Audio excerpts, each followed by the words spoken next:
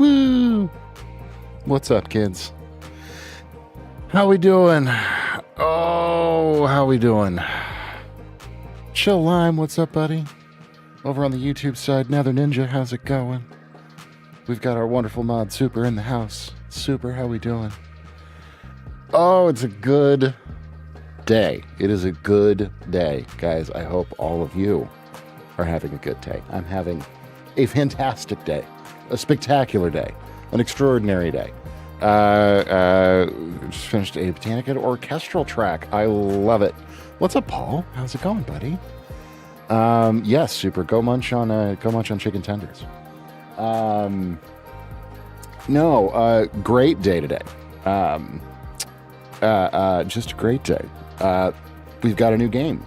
Hopefully, a new game that we're going to start work on in March. Fantasy pixel art roguelike situation that is coming down the pipe in just a few weeks here, which is very exciting. I am doing another project for these devs, which is what we're going to be working on today, which is just kind of a general catch-all fantasy piece for a trailer that they are working on for one project.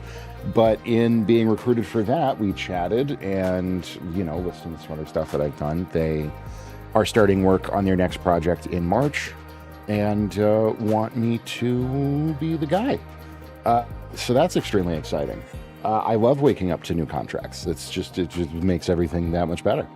I also woke up this morning to an offer to, not even audition, but an offer to work with a wedding and corporate band here in New York called Jordan Kahn Music Company, which is extremely cool. So I'm going to be picking up some gigs and fly dates with them coming up this year, it looks like. I'm just learning some tunes and going to have an onboarding session in a couple of weeks with them. So the work is abound today. When it rains, it pours, I suppose, but we absolutely love it. I get to keep my job for a while. That's the funny thing about making music for a living. It's not really so much I have a career. You're like, okay, cool. I have work for the next 3 months. And then after that, I have no idea what I'm going to do for a living. And you just it's been operating like that for me for 15 years. It's just every day is just that 3 months just kind of keeps rolling and rolling. And sometimes it gets shorter. You're like, I have work for 3 weeks. And then you panic a little bit and go get new work. And then sometimes you're like, oh, wow, I'm booked for 6 months. I have to stop taking work. And that feels really good. Today is kind of a day like that. So I'm thrilled. I am extremely thrilled with all of that. And then also I'm going to be in, thank you. Over on the YouTube side, your t-shirt is fire. Thank you. Yep. We love Samurai Champloo around here. Nujabes is one of my great musical influences for sure. Also, anybody who is in the Seattle area, I am going to be in Seattle in April for a gig, one night only, with 40 Ounces to Freedom, my old band, Sublime tribute band. Details to follow, but if anybody happens to be in the Seattle region and wants to come see me play bass and rock out and play a bunch of Sublime covers, you are welcome to do so. It should be a very good time. I haven't toured with Dane and those guys in a long while. So it's going to be a very, very good time. Bamboo, what's up, buddy? Good to see you. Thanks for tuning in. Bamboo, I just booked another game, and you're going to love today. We're doing fantasy scoring today. Also, we are in, what's up, Cakes? Over on the YouTube side, Ergez, how's it going? Ergez776. What's up, guys? Thank you so much, everybody, for stopping by today. It's a good day. I'm just rambling about the fact that I'm doing good. Just rambling about work that has come into my studio today. A bunch of it. It's going to be a pixel art roguelike situation, Bamboo. It's like they haven't even started development on it yet, but they want me to be there from day one. So we're starting that in March. I'm sure it will be years and years and years until that game ever surfaces. Just like with everything else we work on.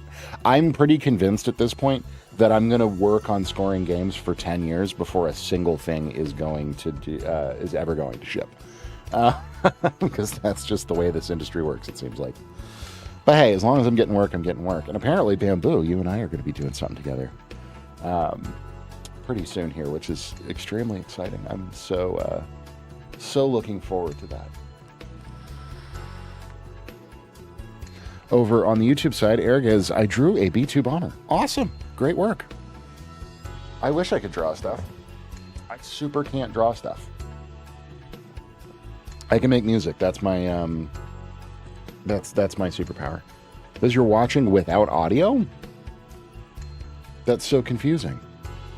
Was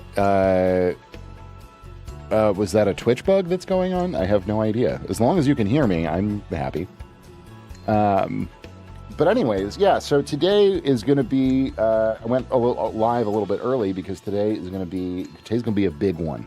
We're going to start, as we always do, with a little bit of feedback. If anybody wants it, !feedback.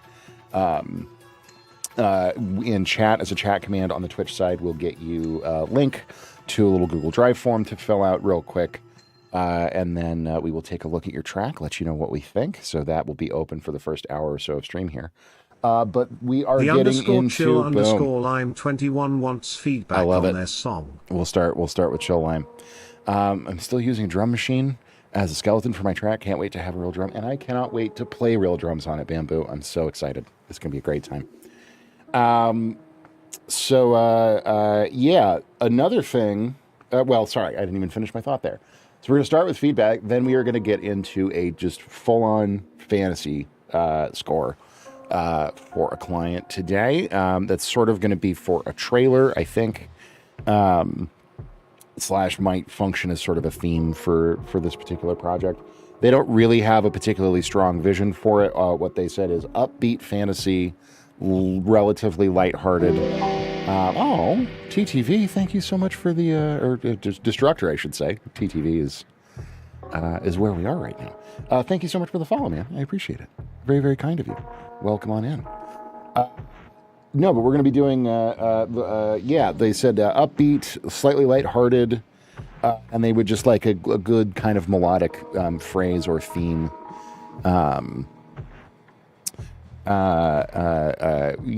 So just general fantasy situation today. Oh my goodness. Antivex, thank you for the follow. What are we getting rated? This is crazy. What kind of music do you make? Great question, Destructor. I'll give you my whole spiel. That way you kind of know what's going on. Hi, I'm Nathan Scott. Thank you very much for tuning in. I am a professional composer, producer, mix master, engineer, multi-instrumentalist. I've been in the business for 16 years. Mostly what I do is game scoring. So I write music for indie games, fantasy, sci-fi. Would love to get into some horror stuff at some point. All that kind of stuff. I also do artist production in a wide variety of different styles. I do some sync scoring work for film and TV, commercial production, all these different kinds of things, sound design sometimes. So it really runs the gamut in terms of what I make. I've kind of worked on anything and everything in my career, from, like, we have a record in that we're working on right now that is pop punk with an artist out of Virginia named Nose Bora, who's also a great streamer. We have an art pop record from an artist in LA that is in right now that we're starting to work on. Today we're going to be doing a fantasy score for a game. I just got a new game contract in March for a fantasy pixel art roguelike. We're also working on a sci-fi, like a more blockbuster style sci-fi RPG at the moment. So, I do a lot of different stuff, but that's mostly what my stream is about. I hang out, I work on commissions for clients, I talk about my process, songwriting, music theory, production, tips and tricks, mixing, mastering, all this stuff. We also do feedback for people. So if you make music and you have tracks that you want to share, that you're working on, that you have questions about or want professional feedback on, we're happy to do that as well.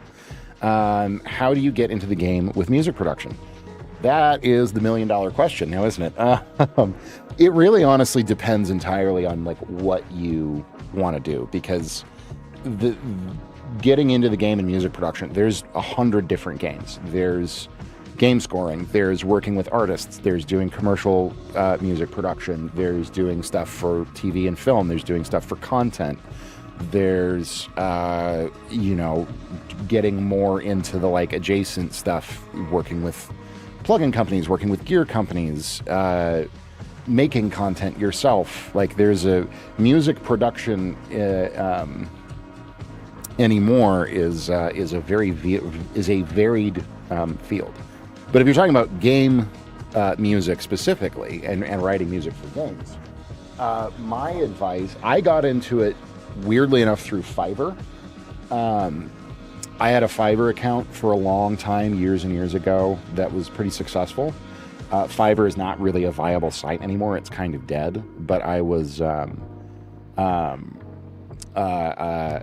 lucky enough to sign up for Fiverr very shortly after they allowed people to start offering music production services. So I got my first couple of games through there, and then working on those, I sort of met other developers just, through mutual connections with the people who are making those games. And that's kind of how I've branched into it, is more on like a networking side. My best piece of advice to anyone who wants to get into game scoring, go over to itch.io and join some game jams. Because what game scoring really is about is it's less about being able to write great music. Of course, you need to be able to do that. So you should be a competent like producer and composer and all that stuff. But it's a lot more about how many problems you can solve for a dev. If you show up and you're like, great, I can write music, that's cool. And they might use you. But if you can do sound design, if you can do Foley, if you can do video work, help them put together trailers, help them put together social media stuff, dev logs, if you can write, if you know anything about, if you can, do anything in terms of like script writing, script editing, anything in engine, level design, 3D modeling, literally the more skills that you have, the broader skill set that you have, the better. And you can develop a lot of that stuff by going and getting involved in teams that are doing game jams, which are going on all the time. And you can make some great connections. You can get a lot of experience. You can learn how to not just write appropriate music and do good sound design, but how to take revisions, how to stay organized, how to deliver, all the different types of sort of files and mastering standards and all this kind of stuff. You can get a feel for what it's like to work with a dev team and, what they look for, what they don't look for, what they might, say about certain things, all that kind of stuff. Those are all really important, really useful skills. Like what you guys see me do on stream for 2 or 3 hours a day is the bulk of what I do in terms of making the actual music. Every morning before I get on stream is equally 2 or 3 hours of being on, I went to a dev meetup and they asked me to start learning Fmod and Foley. Yeah, 100%. Because you need to be able to do a lot of different things and solve a lot of different problems. But every morning it's like I'm on Discord, I'm on calls, I'm on, texting with people, I'm emailing with people. And then afterwards, I'm rendering files down, I'm doing file management, organization, I'm writing out implementation notes, I'm sending files off to people, I'm getting, getting all this different stuff going on. So that's really most of what the job actually entails is networking and showing up in this much more like professional capacity that actually has a lot less to do with the music that you write. That you write good music is kind of a given at this point. There's so many great composers out there. Just writing great tunes or producing great tunes is not really what's going to separate you. What's going to separate you is like, hey, not only can I write great music, I can solve 10 other problems for you as well, and I'm going to be ahead of time, under budget, really well organized. I'm going to have a smile on my face. I'm going to happily take feedback and action on revisions immediately. I can help implement. I can help write. I can help, yada, yada, yada. So, anyway. So Dr. Links. Okay, Hantiv. I'm assuming you're in the queue for feedback as well, which is great. We will check it out in just a second. And Destructor, I only have one song that I made. I worked on it for a year trying to make it sound good, but I'm new to it. That's great. I love that. If you want to submit it for feedback, !feedback will get you a link, and I will happily let you know what I think about it. But yeah, hopefully some of that is helpful, Chillline, or interesting at least. Bottom line, go to itch.io, get in a game jam. You'll learn a ton. But on that note, let's go ahead. Let's do a little bit of feedback here at the top of stream. TTV_D3 struct 0 wants feedback on their song. Excellent. Okay, so we've got Chill Lime up first, working in Reaper. This is the track you made in 4 hours at 222 BPM. Ah, yes. So this is going to be this is going to put a pep in our step at the beginning of stream. I love it. And then Hantiv, you are up next, followed by Destructor, I believe.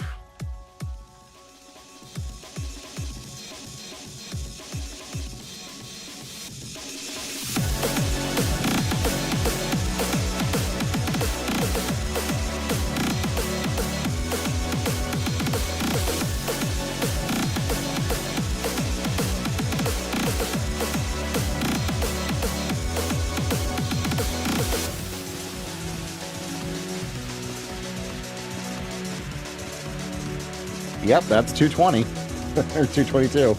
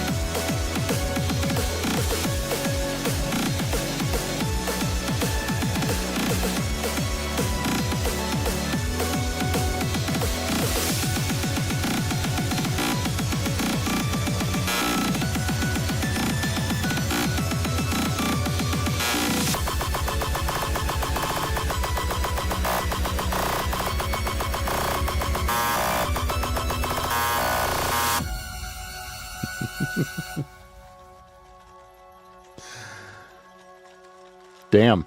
What's up, Otripic? How's it going? Good to see you, man. Great job. Great job, Joe Live. Yeah, it sounds surprisingly relaxed because you went, you kept the drum groove spacious, which is really, really, really smart. Trying to use like 16th notes and a lot of ghost notes at a tempo like that is going to make it sound like way too busy and cluttered. But because you kept it to 8th notes and like pretty spacious, it grooves and it does actually still feel very relaxed. So great job on that front. Gorgeous chord progressions. Great melodies. Otripic. We're going to talk about that in just a bit. I love Cubase so far. Oh my God, I love Cubase. It's so good.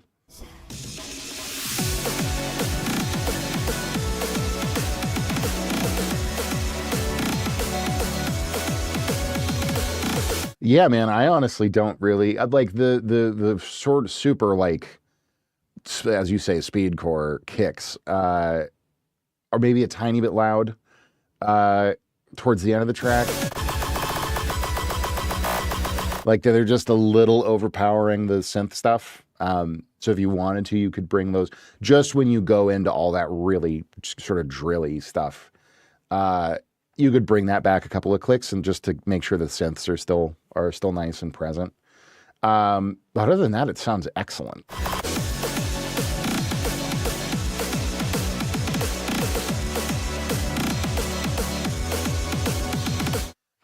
Oh, we'll talk about it, Bamboo, but quite possibly, yes. We're going to do a project today in Cubase, so I'm going to be a little slow. You guys will have to bear with me while I learn Cubase more. Cubase is rad. I was playing with it more after stream yesterday, and boy, it is so good. At least my initial impressions of it are, it's awesome. Yeah, man, this is fantastic. This will do numbers on Geometry Dash. Yeah, 100% agree, Destructor. Yeah, that's really all I got for you, man, feedback wise. Just bring the drilly kick, speed Corey kick stuff back a tiny bit so that we can hear these great synth patches that you've got.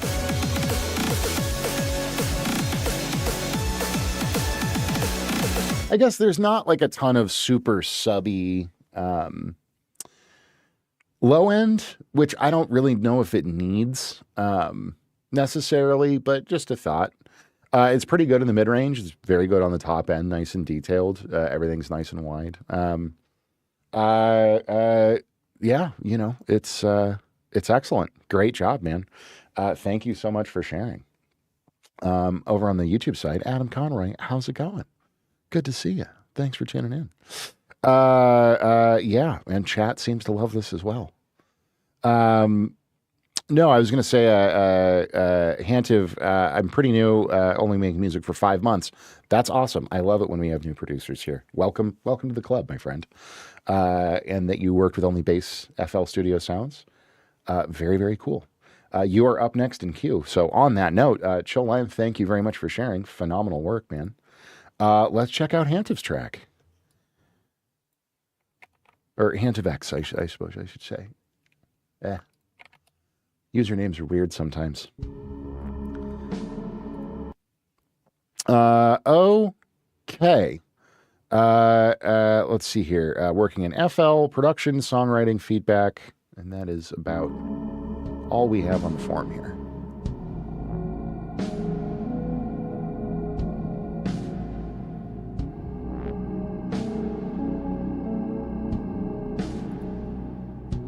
Hantiv is okay. Duly noted.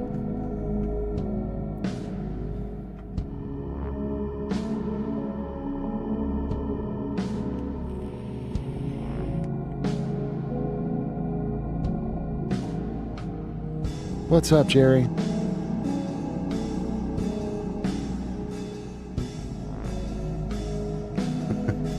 Yeah, so DAW Destructor stands for Digital Audio Workstation, and that's exactly what it is, what program you use to make music. We're doing great, Jerry. How you doing?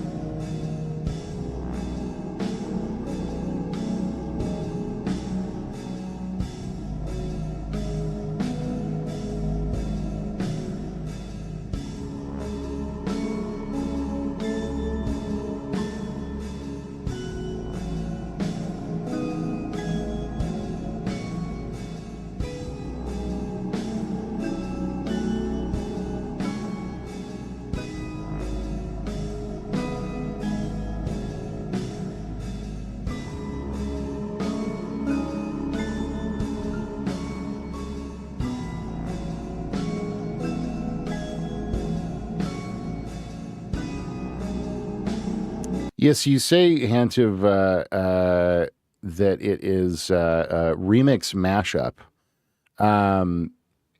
What is it? A remix or a mashup? Reason Collapse One Shot Meet is what it says in the title. But what exactly? Did you like pull a sample of something, or did you remake the track?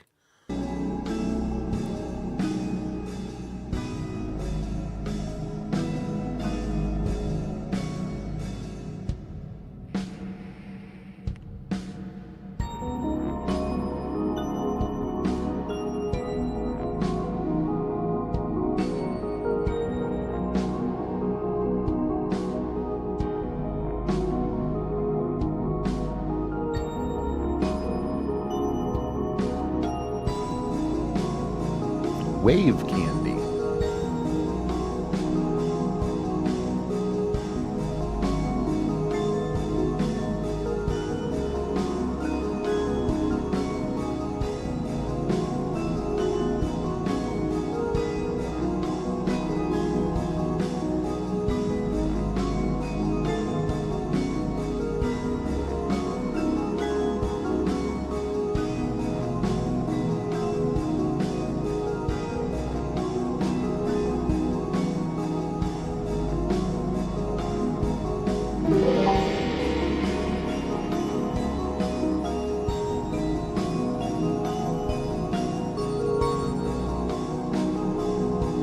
Oh yeah, Reactor is fantastic. What's up, Infernia? Or Infenia?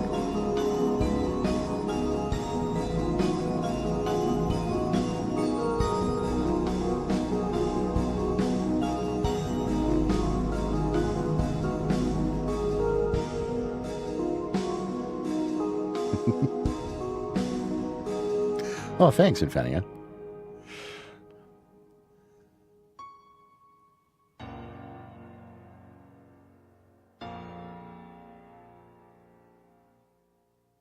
Fascinating. Okay. Great job, Hantif. That's very cool. Very, as Chad has been saying, very atmospheric, very moody. And for being so new to production, I think you've done a great job. Wave Candy, just glancing at it real quick, looks like it's a spectral analysis tool that basically will kind of show you what notes are going on in a piece, from an analysis perspective. So I'm assuming you kind of used that to like pick out the notes and the melodies and the chords and all that stuff from this track that you're sort of remixing. I think that's a very cool and interesting way to go about it. Juby, what's going on? How are we doing? Yes, all of the toasts. Look at them go. The man himself is right back there, snoozing away contentedly. He had a very exciting morning of looking at birds out the window. He was extremely excited earlier. Over on the YouTube side, Stolfo, nice shirt. Thank you. I appreciate it.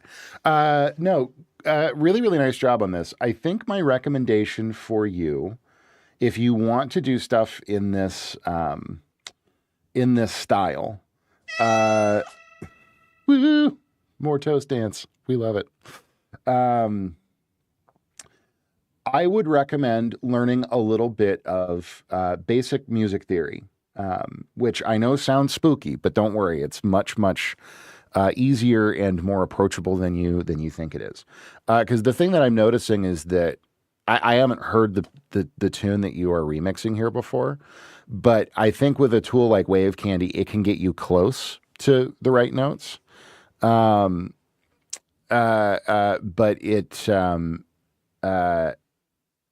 without really understanding, how chords are constructed and how melodies are constructed, how keys, and all that kind of stuff, all those things work a little bit. You can end up, grabbing for notes that are. I'll teach you about the circle of fifths. Absolutely, it's a lot more straightforward than you think it is. We can talk about that in a second, Infenia. But a tool like Wave Candy is going to get you close, but understanding okay, what's happening right here is like a G major chord, and these are the notes in a G major chord. That will help you get a lot closer. Because I think there's moments in here where the notes are just a little bit off from probably what the original composition was, which is okay. It still sounds really nice. It's got a really good vibe, but I think that would be a good thing, Hantif, for you to learn about a little bit if it's interesting to you, because it'll help you understand the songs that you like a lot better, and it'll also help you to write new stuff, write your own stuff. That works really, really well, and you can kind of be sure that everything you're doing in terms of your note choices and your chord choices and all that stuff works really, really well. But you've definitely, like I said, you've captured a vibe here. It's very kind of liminal and lo-fi, which is nice. I like the drums that you've used. I'd say the drums are maybe a little bit quiet overall, so I could maybe see those being turned up. There's also quite a bit of reverb on the drums. Oh, very good, Juby. Neato. I love it. Yeah, I'd maybe have a little bit, like the reverb sounds nice, but I'd maybe turn the reverb itself down a little bit and turn the drums themselves, the dry drums, up a little bit. I think would be helpful here. But yeah, overall, I think that, my number one thought would just be, I can understand single notes, but chords is kind of hard for me to understand. Okay, well, that's totally understandable because it's a weird concept if you haven't made and played a lot of music. this stuff can be a little bit tricky, but we can do. There's a video on my YouTube channel called "Let's Speedrun Music Theory" that I put out a couple of weeks ago. But here, let's do a. I'm going to open up a thing, and we can do a quick. We're just going to blast through some basic music theory stuff for you guys because that sounds like fun, and we're going to be using it later on in stream to write and orchestrate a fantasy piece. But it is all, I promise, it is all much easier to understand than you guys, than it seems. Because music theory is one of these things where I think when a lot of people talk about it, they use a lot of very big words. But they, and it's not necessarily something that feels very accessible, and it feels very academic, and it feels very alien. But there are ways to think about it that are much, much, much simpler. So let me get this. Yes, Juby, that is the goal for today. But let's get a thing pulled up here, and we can talk about. I'm just going to do this in Studio One. Even though we're not really going to be using Studio One much anymore moving forward. Give me Keyscape. Thank you. And then we also need another instrument track, so that you guys can see what I'm playing. Come here. Loop MIDI out. And then, yeah, we'll just go with a nice piano sound, I guess. Are we hearing that? Are we seeing that? Yes, we are.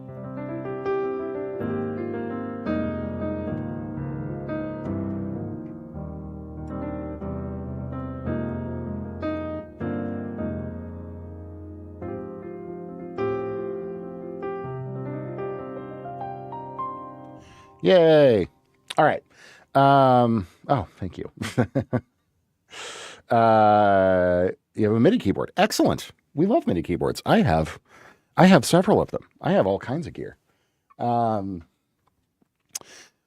I want to make a song pack for Beat Saber. You absolutely should. We love VR around here. I've got a whole ass VR treadmill back there.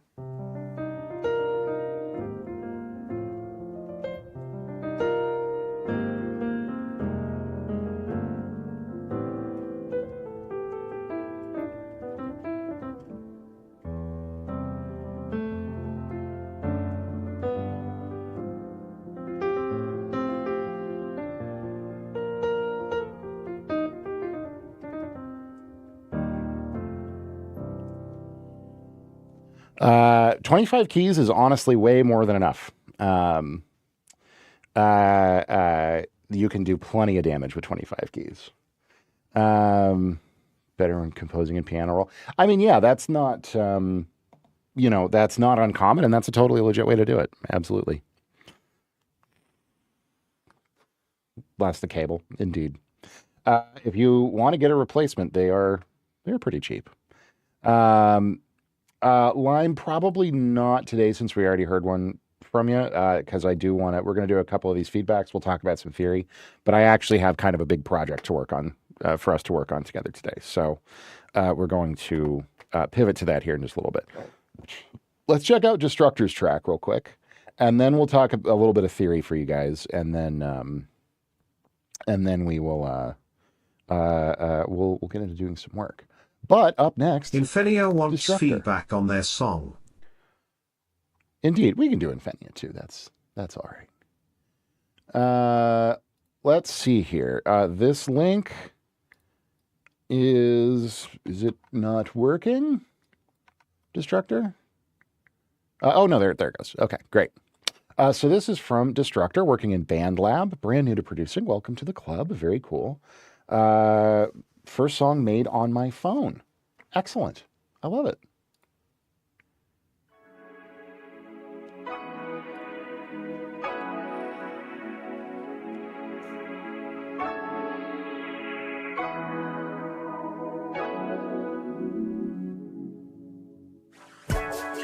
Some things gotta change. I gotta go get paid. Make my money every day. Wake up, feel the same way. Can't hide my pain, cause it won't go away.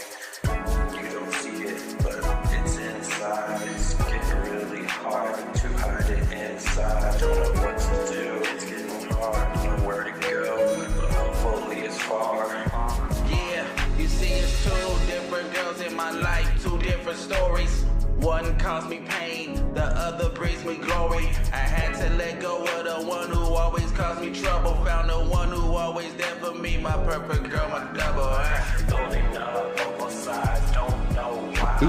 But soon I'm gonna be paralyzed. This bitch over here, she gonna give me a headache. Go ahead and call the fucking paramedics, yeah. Yeah, I used to think love was just a game to play, but then I found the one who makes me wanna stay. Cause my ex couldn't see how that I could be, but my perfect girl believed in me. She set me free. It's kinda crazy. She want my babies, but I don't want her near me. She's kinda making me go crazy. Yeah, she drove me crazy, had me feeling insane. Love turned to pain, and now my heart's drained. Tried to make it work, but she always played games. Now I'm stuck in this cycle, feeling trapped in all these chains. And I don't wanna live that way. So I had to change, I'm making all your memories. I'ma need some batteries. Bitch, wanna slide with me? Giving me time, I don't know why, but let's pull up with the Glocks and shoot these thoughts.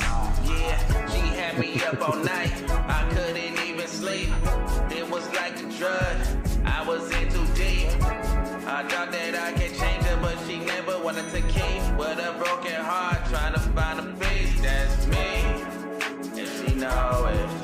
She know. Girl so proud of me. She's standing up a part of me. Jumping that Dollar Tree. Yeah, I'm kinda cheap, but she's steady rocking me. Speakers busting for eternity.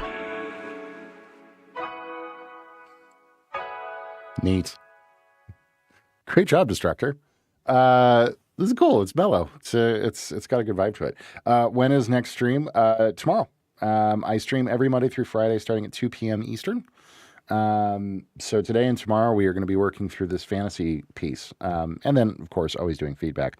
By the way, guys, every Monday is feedback for all of stream. So if you guys want to come hang out for that, it used to be feedback Fridays, but Mondays do better. So more people come. So done with feedback after, we can get you in cakes. You're well. After that, after cakes, after you submit, we will probably close the queue there. But yeah, go for it. Use my MIDI keyboard to test chords, but still can't create any melodies. It's all good. I'm gonna help. Don't you worry. Destructor. This is cool. I'm assuming this is mostly just like pre-made drum beats and piano parts and stuff from within BandLab. Correct me if that's not correct, but I would imagine that's what's going on in terms of like the track itself, the instrumental part of it. The lyric stuff, the rapping stuff, is good. I like it. I can tell it was a freebie. Yeah. Okay. For sure. Yeah. So I won't give you like any thoughts really on that since you guys didn't make that part of it. But I can tell you in terms of the vocal stuff, the link should not be expired. Here, let's get you a fresh link. This link should work. People keep saying I keep updating the one in the forum and people keep saying it's broken and I need to investigate this further, but there is a link for you. So please, by all means, jump in there. Did mix the beat to sound different though? Okay. Interesting. Very cool. Yeah, I would say your lyrics are good. And the overall vocal performance is pretty good. You've got like a good natural sense of rhythm and timing. I think this is a situation where if you are interested in getting a little more serious with it, spending a little bit on a microphone. I know you said you made this on your phone, so I'm assuming you recorded your vocals with your phone. No, Croc, I cannot because I don't trust that you're not creeping. I gotta be honest. No, I will tell a very quick funny story. Years ago, I was doing YouTube content for like gear review content for a blog that hired me to do a bunch of gear review videos for them. And there was one video where I was in my home studio and I was sitting cross-legged, I think, and I wasn't wearing shoes. And this was like a YouTube video where I was reviewing, like, I don't know, an outboard compressor or some super nerdy piece of pro audio gear. And the comment sections was immediately full of people talking about my feet. It was extremely weird. It was extremely, extremely strange. People are crazy. Over on the YouTube side, Mixamy, what did you major? I did not go to school. I left high school and started touring full time, pretty much immediately. Crook. Hantiv, yes, you are. You're welcome to submit. We usually do one track per person per stream. Yeah,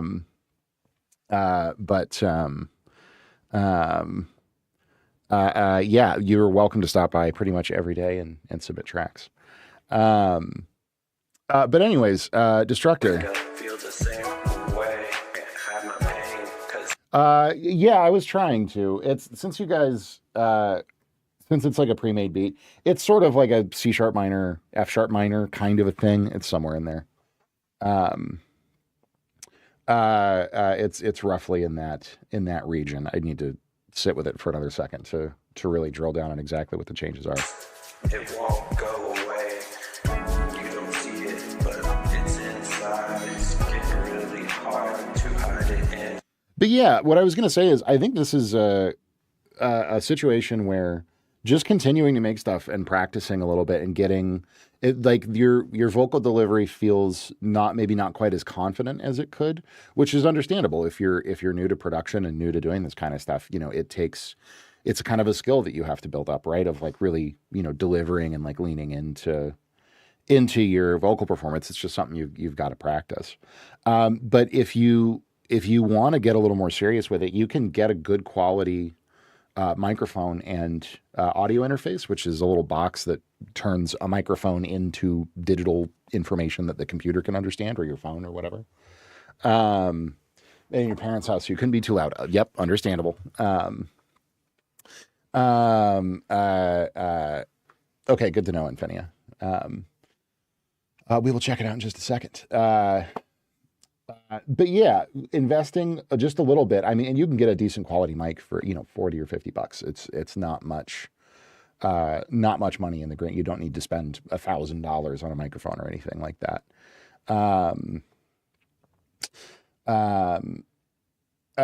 Yeah, just keep going, man. Just keep making stuff, keep practicing, keep writing lyrics. You're only going to get better. And I think this is a really strong fart. It was a really strong start. And as long as you and your friend you and your buddies are having a good time doing it, like that's really what matters. You don't need a pricey mic. I recommend Superlux. Super cheap. I'm not familiar with Superlux actually. Yeah. My mouth betrays me sometimes, guys. But Superlux. I am not. Let's take a peek here.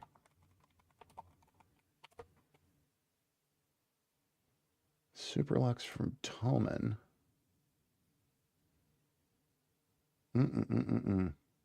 Oh, interesting. Okay. Yeah, sure. This might be more of like a Thomann situation, which is a European distributor. But yeah, these look solid. Just at first glance. I mean, I need to hear one, but just like based on the designs. Sure, absolutely. Other great options are like MXL makes really good affordable mics. The AT2020 from Audio-Technica is like a gold industry standard, industry gold standard kind of like cheap mic. Don't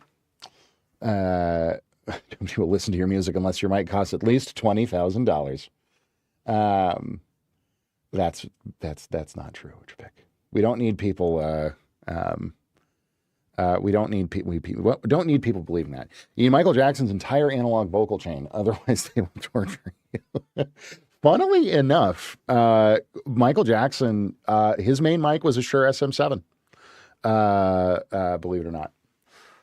Best sampling mic, just a good quality large diaphragm condenser, like Audio-Technica AT2020. I would strongly recommend. No worries, Hantiv. Thank you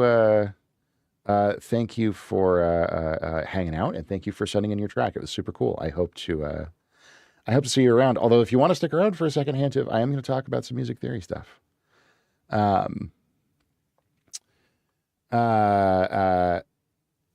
Anyways, but yeah, sorry, I'm watching YouTube chat and Twitch chat. There's a lot of things going on right now, so I'm just making sure I'm not missing anybody. Someone on the YouTube side named Noah wants a shout out. So, hi Noah, how's it going, buddy? I hope you're well. Yeah, phones are definitely sounding better. I've heard some relatively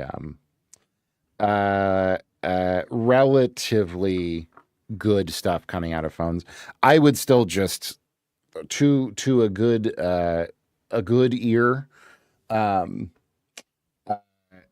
Phones are not anywhere close yet, and they probably won't. Just based on the physical size of the element that captures off of phones, I would still always recommend getting a proper mic, even if it's a really affordable one. You can get great stuff off of it. Over on the YouTube side, Reggae Beats, how's it going? Thanks for tuning in. Okay, let's see here. Let me take a look at Q real quick. But no, thank you very much for sharing, man. I appreciate it. It's definitely a cool track. And yeah, like my feedback for you would just generally be, keep making stuff, keep practicing. This is a great start. You guys sound good. I like the lyrics. I like the vocals. Just keep working on it. Keep doing it. Keep writing, and things are just gonna go onward from there. And if you want to play around with making your own beats too, then that's always fun as well. I have an issue with audio delay, and I have to fix actual recording. Yeah, latency. Yeah, yep. That's another issue that you'll get. Working on a phone, you're definitely going to encounter issues like that if you can get set up, even within Bandcamp, on a laptop or on a proper computer, quote unquote, with a good mic. That will resolve a lot of those issues. Over on the YouTube side, Reggae, what is this live about? Excellent question. I'll give you my quick spiel. Hi, I'm Nathan Scott. Thank you so much for tuning in. I appreciate it. I am a full-time producer, composer, multi-instrumentalist, mix master, engineer. I have been in the business for 16 years. Mostly my stream is all about doing commissioned work from clients. So I write a lot of music for video games. I do artist production. I do commercial production, stuff for film and TV, et cetera, et cetera. Yeah, that's mostly what we do here. We also do feedback. That's what we're doing right now. So other producers and artists are sending in their tracks for me to listen to, give them my thoughts on as a professional. So yeah, that's kind of what's going on around here. Used to record with a Fifine on BandLab. It had a whole 5-second delay, so I had to drag it back every time. Understandable. Yeah.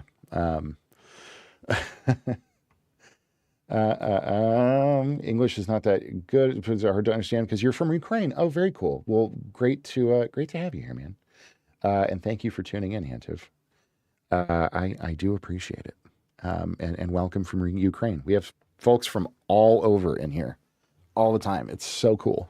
I love it. Okay, let's go ahead. We're who is next in queue? Cakes is next in queue. I love it.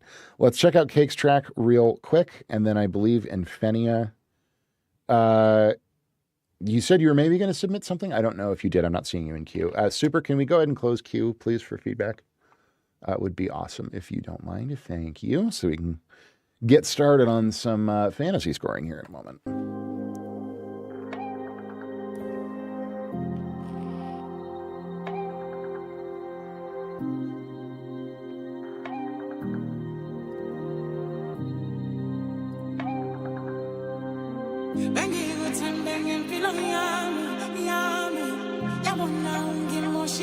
Gotcha.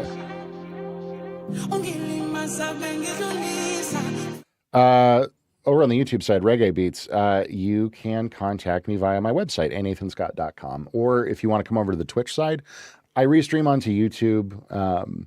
Okay, you're in the Discord. Okay, great. I will check that out in a second, Infenia. If you want to come over to the Twitch side, that's like mainly where my stream is based, is on Twitch, twitch.tv/anathanscott. So you can hop over to this side if you're on Twitch at all. And that's like the chat that you see on screen is from Twitch. And okay, perfect. Thank you. Thank you, Ochpik. I appreciate it. And thank you, Super.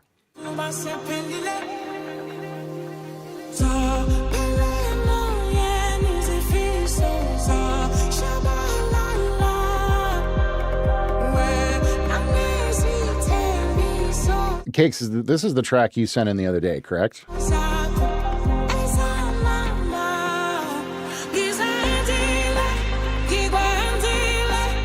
Okay. Yeah, sorry, I'm just looking at your form. Same as last time. This time I've added 2 suggestions, but not sure if you've done that well. So push the master limiter less and also dial back some highs, widen the top and upper mids. Okay.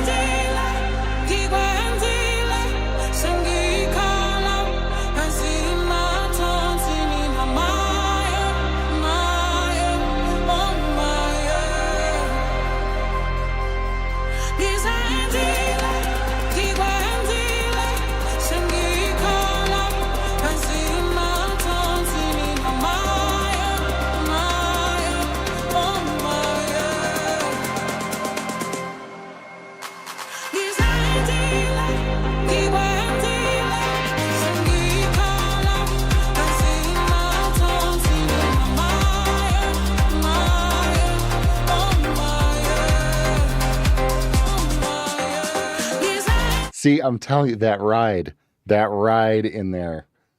Oh, God, I love it. It's just such an amazing lift at the end of the track.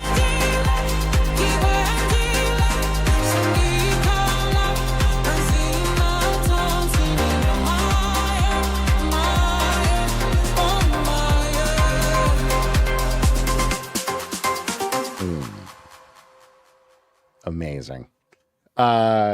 Absolutely killer job, my friend. This sounds exceptional. It was a great track when you submitted it last time. This is now 5 stars. It's exceptional, Cakes. Really, really, really nice job.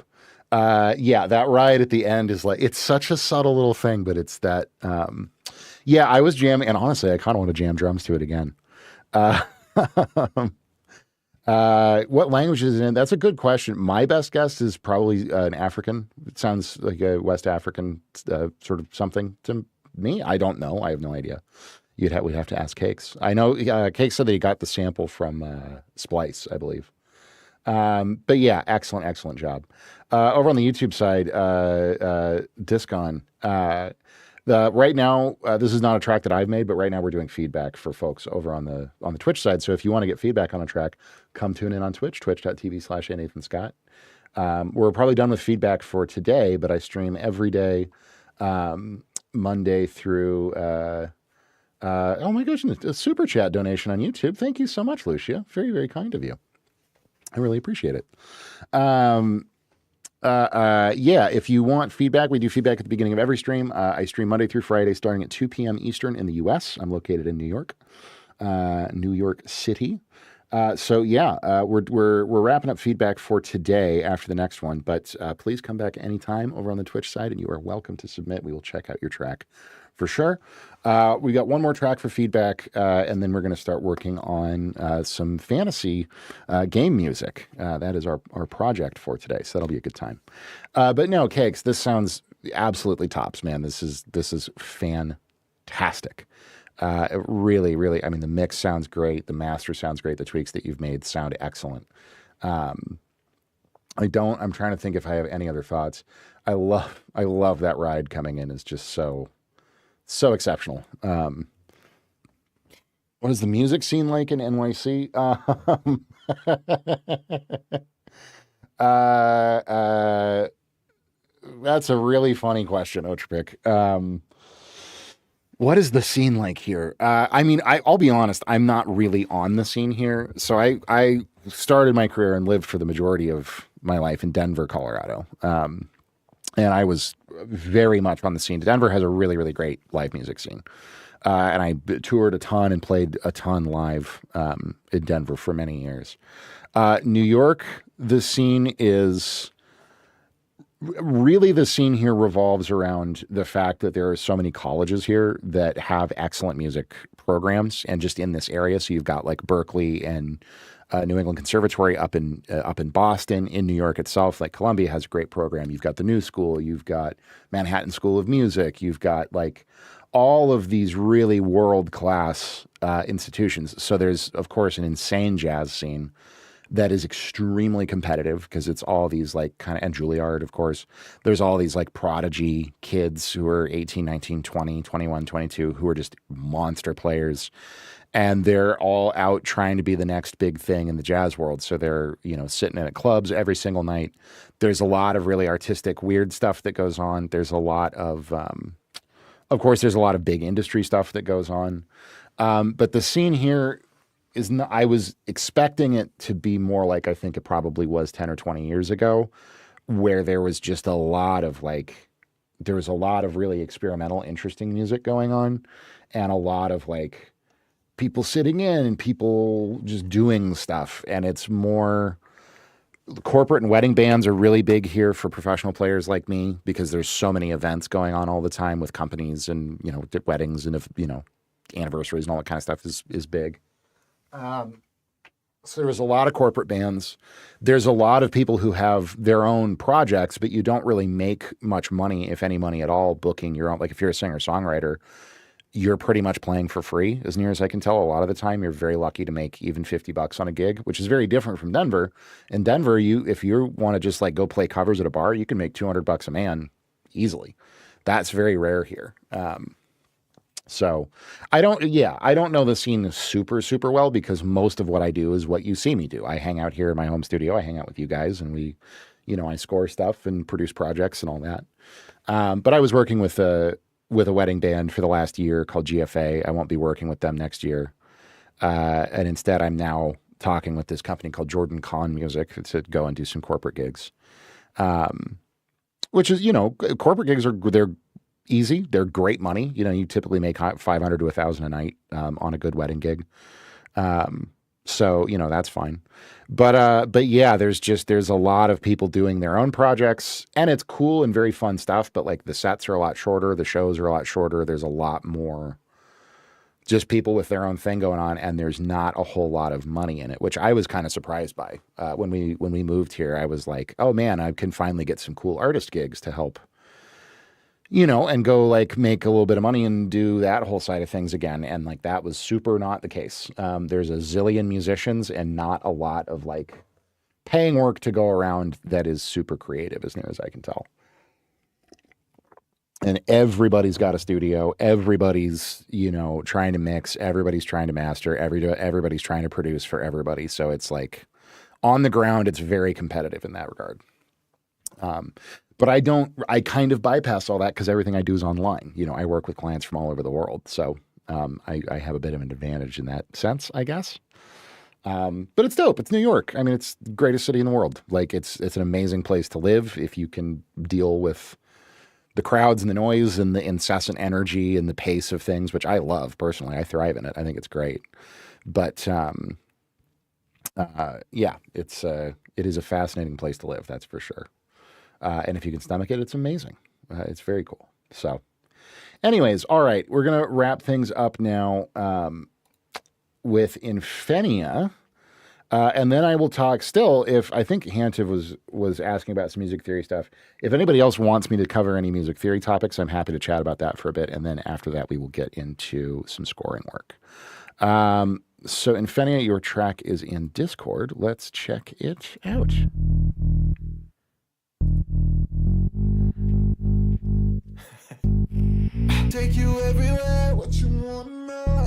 Everything you want, where you wanna go. Yeah, yeah. Dripping sand. Let the water run wash it off. Yeah, I always got you on my mind. I want you all the time. Girl, you know you damn fine. Why you so fine? What up? Yeah. Oh, no, I don't wanna see you, but I just wanna be near you. Really interesting approach to the vocal chops.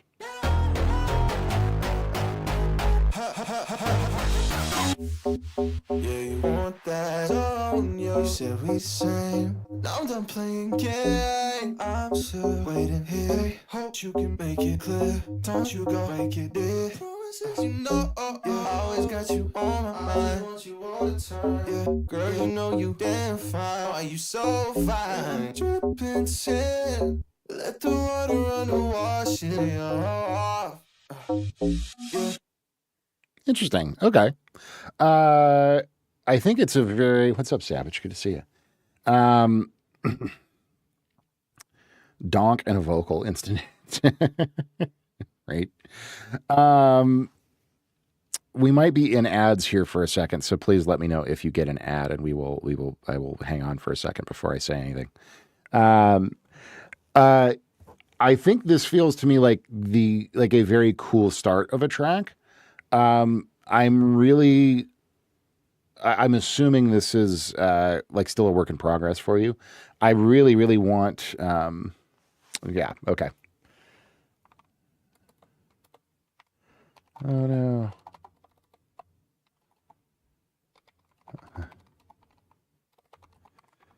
What ad block is everyone using to get around Twitch ads? Because a lot of them are not able to deal with Twitch ads, which is interesting. Remix, how's it going? Good to see you. Oh, we're going to chill for another 30 seconds here. It's over? Okay, great. Excellent. We love it. Yeah, most ad blockers do not work on Twitch, which is surprising.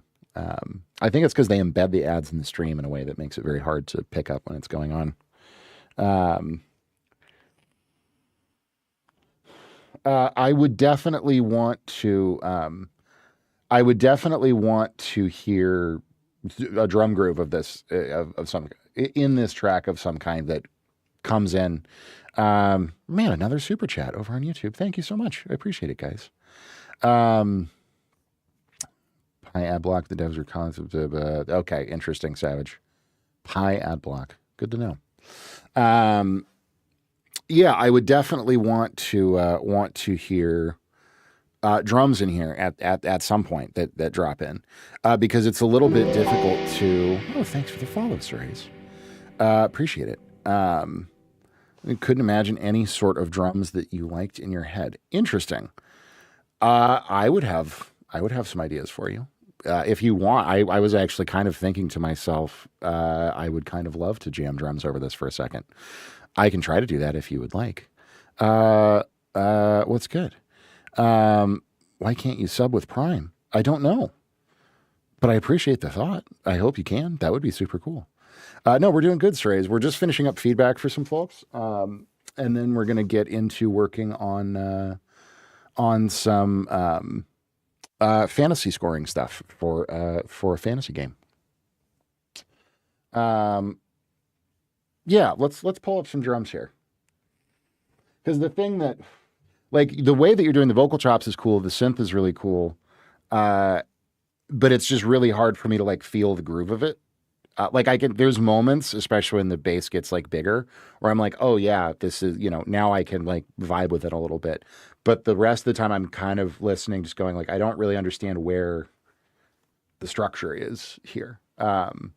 They're good sounds, and your vocal chopping is very cool. All that's excellent. But definitely I would have drums in there. Let's see. It might be a little bit wonky since I don't have like a click or a metronome of any kind here, but we'll see what we can do.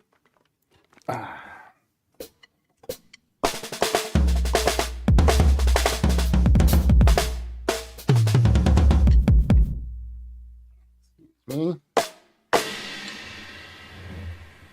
We will scoot over there. Oh, goodness. I need to fix that in a second. My mic is about to fall off, but that's okay. Hang on, let me do this so I can still see chat.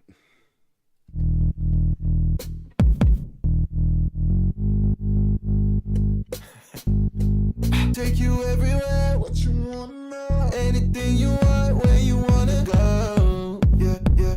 Jump and sand. Let the water run wash it all. Yeah, I always got you on my mind. Want you all the time. Girl, you know you damn fine. Why you so fine?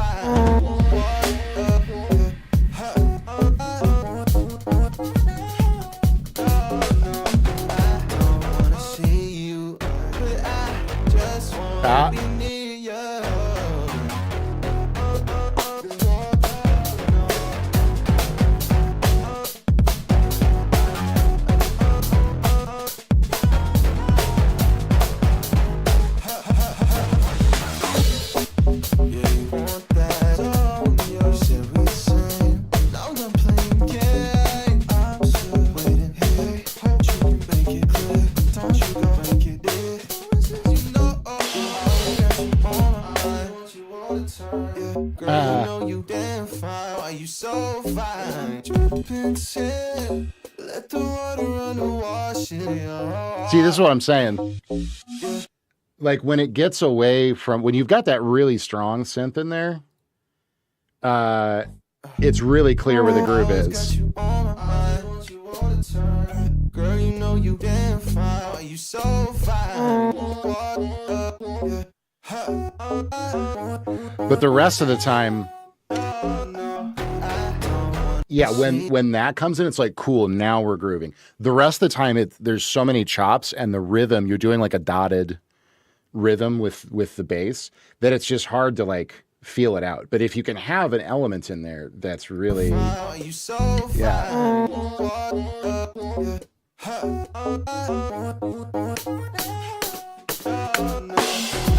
Up.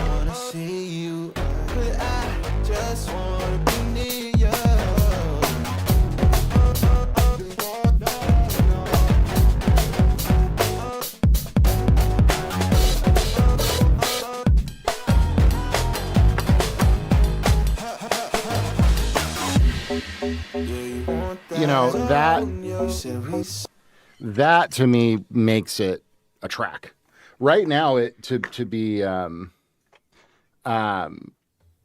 honest with you, it feels like a track that just has a bunch of stuff muted, and that you've exported. Like it's just part of a mix. And it's very, very cool. And it doesn't have to be live drums. I mean, live drums are just like what I can play the best to illustrate what I'm talking about. But you could program something, and honestly, like just one idea for you is take that rhythm that your bass is doing and have that be the rhythm for the kick drum. That's like a really, really common kind of core concept that is really, really useful, and that comes from like from the live side of things. Like when I'm playing with a drummer as a bass player, that's 100% what I'm thinking about all the time, is like how to line up the notes that I'm playing rhythmically with what the kick drum is doing. So you've got that boom, boom, boom, boom, boom, boom, boom, boom, boom, boom, boom. That's a great rhythm. Have your kick do that, and then just put in that 2 and 4 count on the snare, and you'll have a super grooving track. And then, you know, from there, adding what key are you even in on this? Adding some pad stuff, some chord stuff to fill out the mid range of things would be. Take you everywhere, what you want now. Anything you want, where you wanna go. Yeah, yeah. Jump and sand. Let the water run wash it all.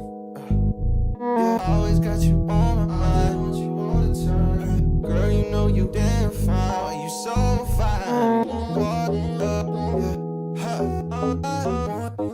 You know, that kind of stuff. Yeah. I don't wanna see you, but I just wanna be near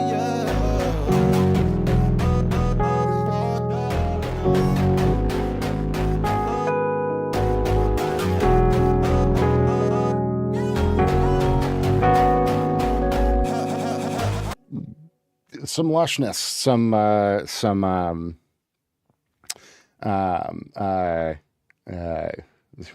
yeah, for sure. Yeah. Electro glitches, chops, just for some spice. Yeah, like the vocal chops are cool. The bass stuff is cool. Like it's all great ideas and it's a great start. But I think like drum, just more. There's like more stuff is going to make it. It doesn't quite feel like a track yet. There's an artist song of this on Instagram where it's just a bass line and vocal chops. Interesting. Yeah, I mean, if that's like a thing in terms of a style, that's cool. I have not heard anything like that, and yeah, it's an interesting idea. I'm trying to like imagine that in my mind as like how you could make that work really well and still have it feel like a full completed track, because and it comes to music like this, especially anything electronic, like so much of it is the groove, is the kick, is the because that's like the way I always put it is like the drums dictate the feel, they dictate the groove, they dictate the vibe, they dictate kind of everything about that. The bass then glues the drums to the rest of the other instruments in the track. Thank you, Infinia. I appreciate it. I'm really glad. Thank you very much. Yeah, and it's keep in mind, I'm not at all. It's like what you've got is very cool. It's a very creative and very interesting vibe that you've got going on.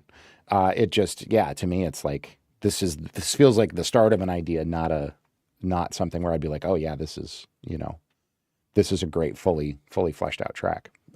So I appreciate you sharing, and I'm glad it was helpful. But I know I had said we would talk a little bit about music theory. If anyone in chat wants me to talk a little bit about music theory, I am happy to. If anyone has any specific questions, I know you had said something about the circle of fifths, right? I can talk more about the circle of fifths if you want.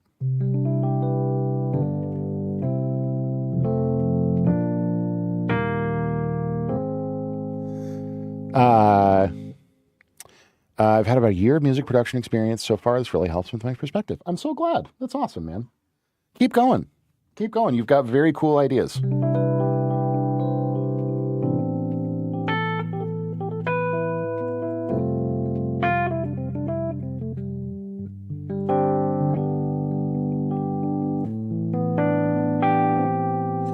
Do I offer piano lessons?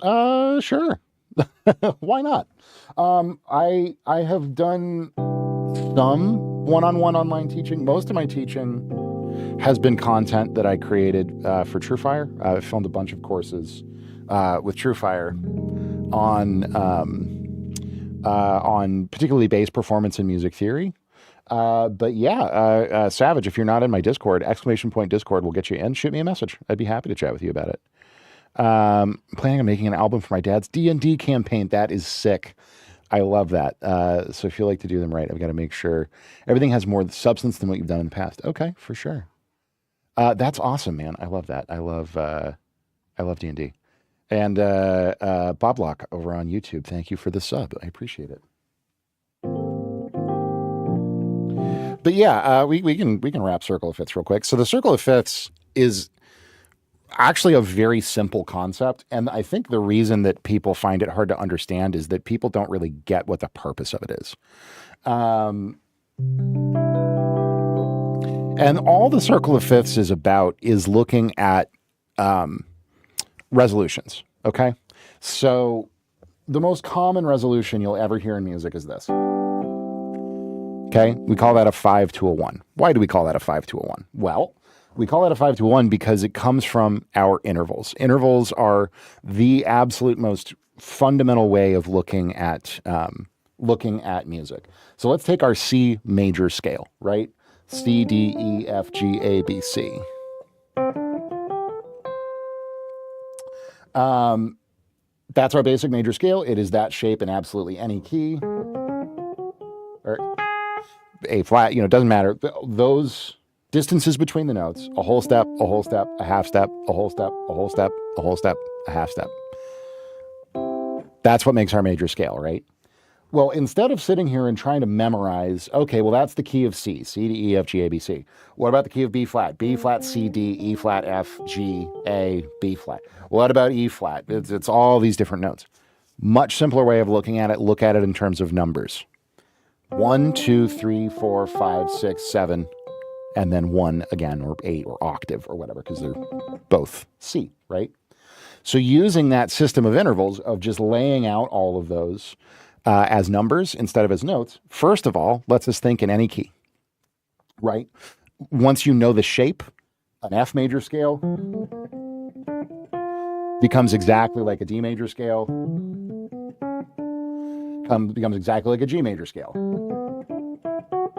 It's all just 1 through 7, okay? This also lets us talk about chord progressions much more easily because we can talk about the chords that we're going to based on the individual numbers that correspond to the root note of that chord. So if we're playing a song in the key of C and we want to go to the 4 chord,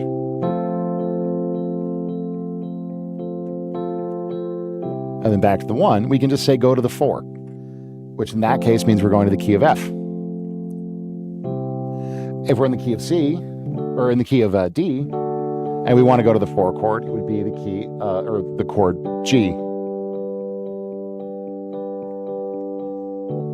Right? Self-taught guitarist, and the way the notes are placed are different. That's true, but this should actually be, this idea works even better on guitar. Because I'm a bass player. Do you want me to explain it on guitar? I'd be happy to explain it on guitar for you. We can do that because it's very much the same. And guitar is actually much easier because guitar is so pattern based, right?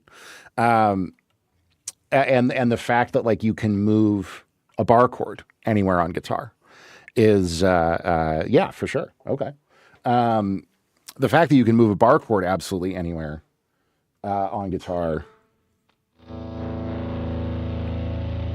is extremely useful for this whole thing as well. Get the bar out of the way here.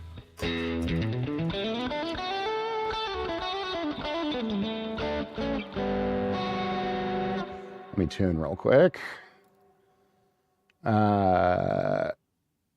Because I haven't played this guitar in a while, so it is very out of tune.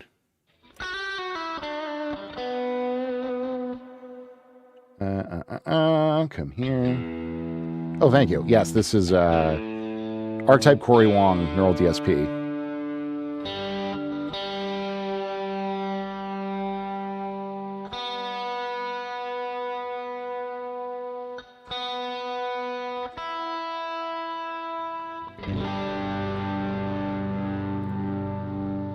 Close enough.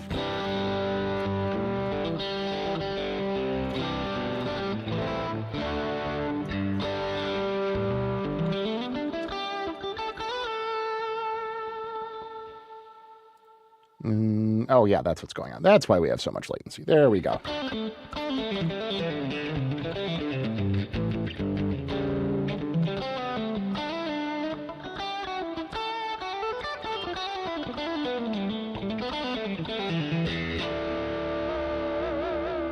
All right. Circle of fifths. So if you take just like, let's say your basic major scale shape, starting 3rd fret A string, right? So C major.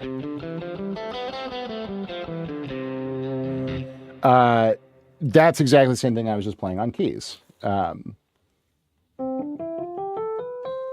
Right?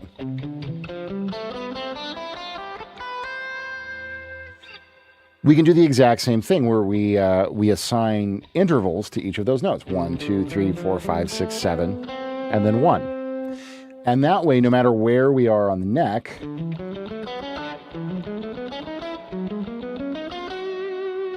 we can think in exactly the same way. Mom needs something from me. Oh, no.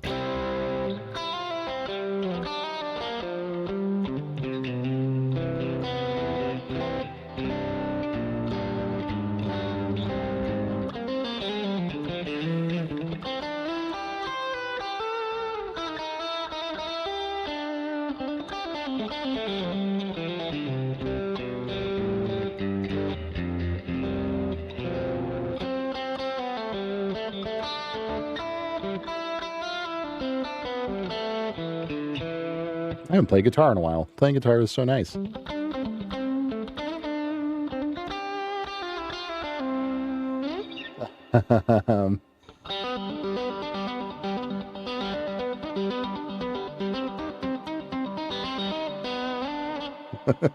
Somebody on YouTube said AC/DC.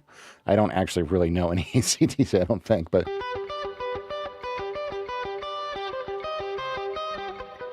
Isn't that Thunderstruck, more or less? Yeah.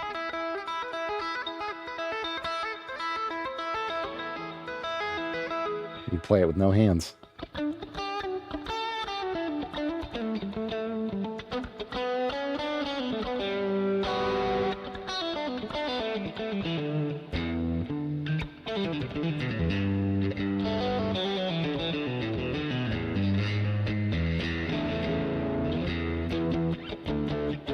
We're just waiting for Infernia to get back from their mom needing something so I can keep talking about the Circle of Fifths on guitar, which is honestly, even like the idea of Circle of Fifths on guitar is really just this.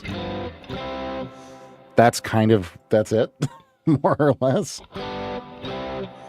But you know, it's good.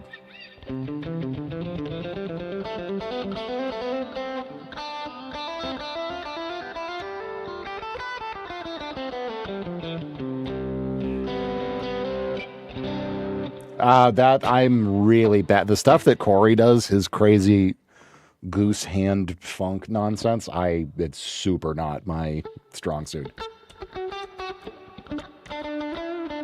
I mean, I can play some funky stuff, but his particular style of rhythm playing is really difficult. But this plugin does have some extremely cool tones.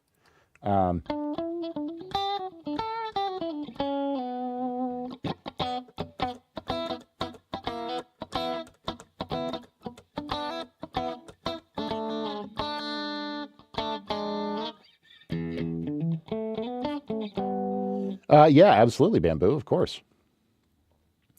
If Infernia doesn't come back, we'll probably just move along to yeah, so compressed. It's true.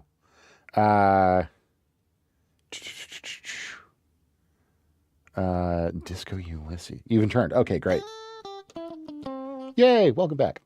Okay, where were we? We were talking about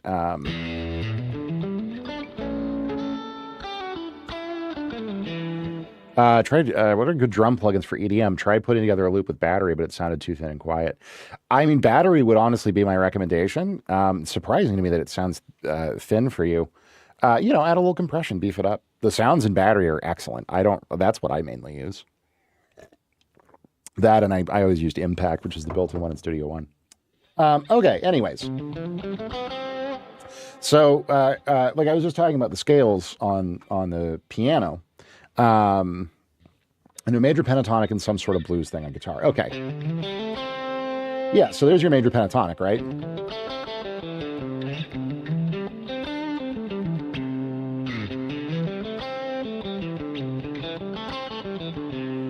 So if you're coming from your major pentatonic, really to get your full major scale, you're just adding two notes to that. In the case of C, our major pentatonic would be C, D, E, G, A. C, D, E, G, A, C, right? So all we do to get that out to a full major scale is we add the F natural and a B natural. And that's our basic major scale pattern. And the whole idea of intervals, and this is where it's going to get into the Circle of Fifths, is just taking that basic major scale, which looks like that on guitar or looks like that on piano, and you just assign numbers to each of those notes. So 1, 2, 3, 4, 5, 6, 7, and then 1, or octave in order, right? And from there, really becomes useful is you can talk about chord progressions. So if I want to play a song, I can just go, oh, it's a 1, 4, 5 in C.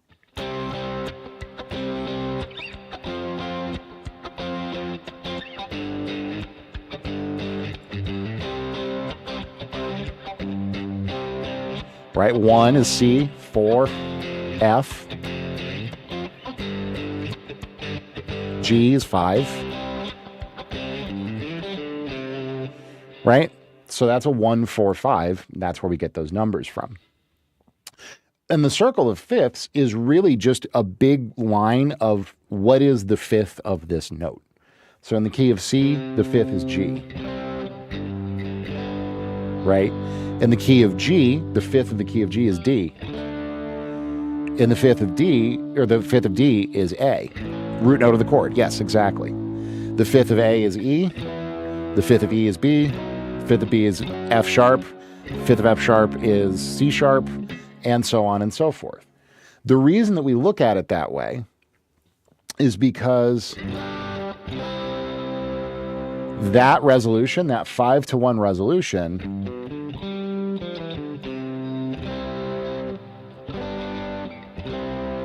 is like the most common resolution in music. And if you go all the way back to like very early classical music, that's like the perfect cadence, right? The perfect resolution is to go from a 5 chord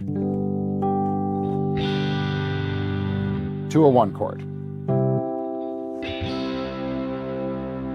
right?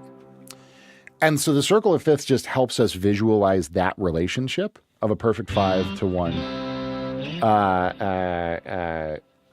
of a 5-to-1 resolution.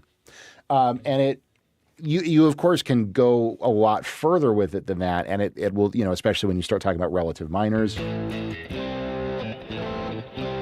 like how A minor is the relative minor of C, and then the relative minor of G is E, and you can start building chord progressions. But really, it's just a very simple tool to say what is the fifth of a given chord. So in C, it's G. And in G, it's D. And in D, it's A. And in A, it's E, et cetera, et cetera, et cetera. And then you can start to build progressions by just going out in different ways. So like the next most sort of common chord progression that a lot of music is based on is we call a 2-5-1. D minor, G, C. Okay? And that works so well because D is the fifth of G is the fifth of C. You could keep going. A minor, D minor, G up to C.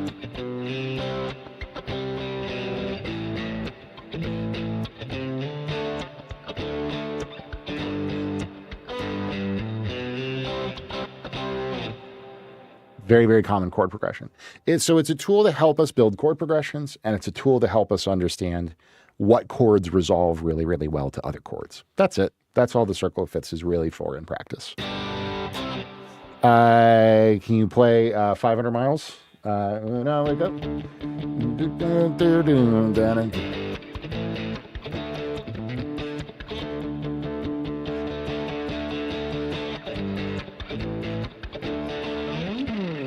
We'll walk 500 miles and I will walk 500 more.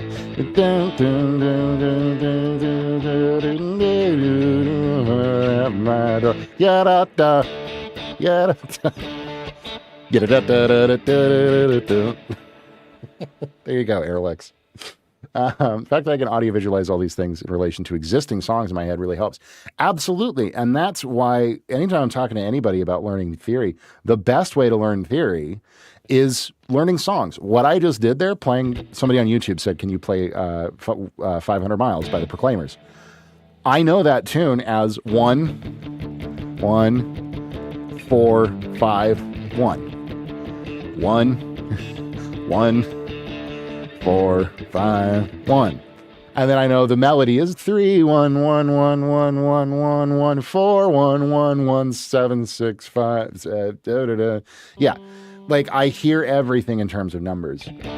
And when you start learning songs, especially on guitar or on piano, but you learn them through this perspective of thinking about it in intervals and in keys, it makes all of these theory concepts that sound weird, like the modes of the major scale and modal interchange and all these like very academic sounding things, it makes them very real and very tangible.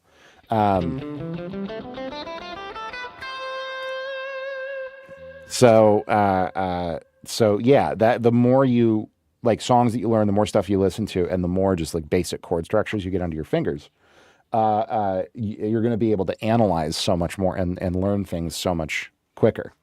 All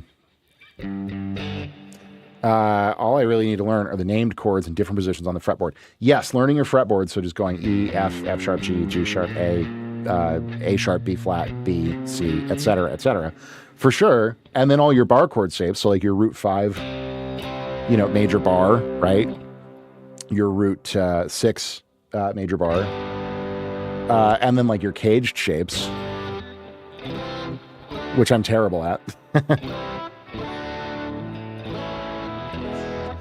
And how those translate up the neck. Knowing all those patterns is huge. And I would also recommend just drilling down on your major and then your minor, your natural minor scales, right?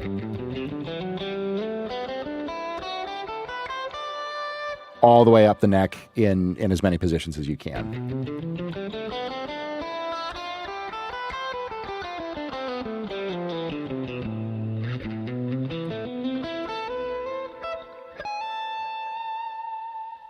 So all very, very helpful.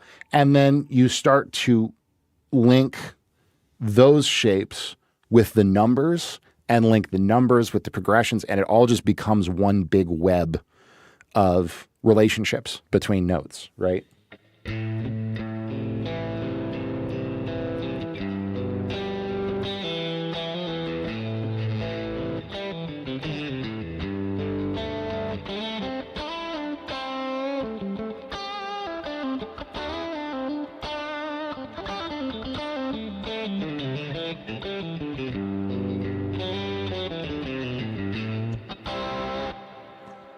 Very closeted when it comes to my general guitar knowledge. I only play Edge of Desire and Neon. Ooh, Neon's, dude, that's a great tune. I love that tune. But don't actually know a single Nirvana song. Fair enough. I mean, you'll never learn everything. But and learn stuff that you like. Learn stuff that you're interested in learning. But the more that you learn it, not just where to put your fingers, but from the perspective of what's actually going on with the chord progression, you're going to start to understand a lot more about how to write and how to compose and all that kind of stuff. So, and then you can translate that to the beats that you make. And that's really where things get fun, is when it all comes full circle there. So, but anyways, great questions. And thank you again for sharing the track. Oh yeah, for sure. Yeah. All good shit, man. All very, very good. All right. You're still only 18, so you're managing to excellent. Very cool, man. Yeah. You absolutely have a ton of time.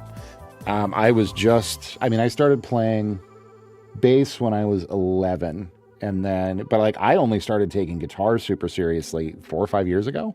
Now, I do it as a full-time job, so I play all day, every day, and have certainly being a good bass player translates really well to playing guitar. But yeah, no, you have all the time in the world. I didn't know a fraction of what I know now when I was 18. So that's also, I went full-time when I was 20. So you never know. You never know where it's gonna go. But yeah. Anyway, okay, all of that being said, let's go ahead and we're going to pivot into getting some work done here. So the track that we are going to be working on today, as I have said, is going to be a fantasy tune, or a piece for a fantasy game, rather. So I'm going to set up, we are, I think, just going to do this in Studio One, probably Studio One 7, to make sure that it's all in good order. Oh, thank you, Infinity. I appreciate it. Yeah. We try to have fun around here, I try to be exactly that, engaging and entertaining and informative. We talk about all kinds of shit, and we talk about all different kinds of music. There's days where we're doing a record right now with an artist called Nosebora, who's another streamer on Twitch. And he does pop punk stuff. We're doing a record with an artist out of LA that's like weird art pop, kind of avant-garde stuff working. And then there's all the game scoring stuff, which is a bunch of different styles of music. So yeah, it's a good time, but I'm glad you're enjoying it. Okay, I need to get a few things set up here on the back end, like this dev needs their own folder. See, this is what I'm talking about, guys. When people talk about like, oh, how do you like get involved in doing things professionally? It's like, well, first of all, learn how to like organize your files really, really well. That's step number one. They're like, well, what music theory do I need to know? I'm like, you need to know how to make a really good spreadsheet. That's really where it all starts. Okay, so we're doing that. What do we want to call this? I'm gonna call it. Yeah. Okay. Very good. All right. A blank session, the most exciting time of day. So this is, as I've said, how come you use Studio One? Is it just the first thing you learned? Did you attune to it easier? So that's honestly a whole ongoing conversation right now in Fenia. I've used Studio One for about 10 years. I've worked in pretty much every DAW there is. When I was a kid, I was in Fruity Loops. Which is now FL. I was in Sonar for a while, Cakewalk. I used a bunch of different stuff. I used Logic for some time. I've used Pro Tools. I've used a little bit of Ableton. I'm using Ableton more nowadays for live performance and looping stuff. Studio One, though, is really kind of a good... it's kind of a greatest hits of everything. So it's got a lot of the like mixing features from Pro Tools that are really powerful. It's got a lot of the scoring features from Cubase that are very powerful. It's got a lot of beat making features from Ableton and FL that are very powerful. But Studio One has been amazing for a long time. I've worked in it for like 10 years.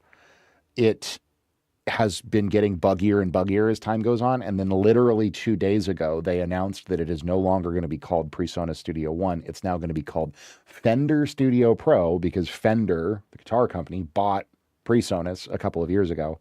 And instead of sticking with 10 years worth of branding and marketing that they have behind Studio One, and the fact that it's just now starting to get recognized as a DAW, they've decided to change the name to Fender Studio, which is the stupidest marketing decision. The entire user base is furious about it. And knowing Fender's track record with killing off companies, this is likely going to be the beginning of a very slow and painful death for Studio One, which is really sad. But that's what happened with Fender Play. Gibson has done the same thing. I mean, to a certain extent, yeah, but it's really about like when people say Fender, especially in the pro world,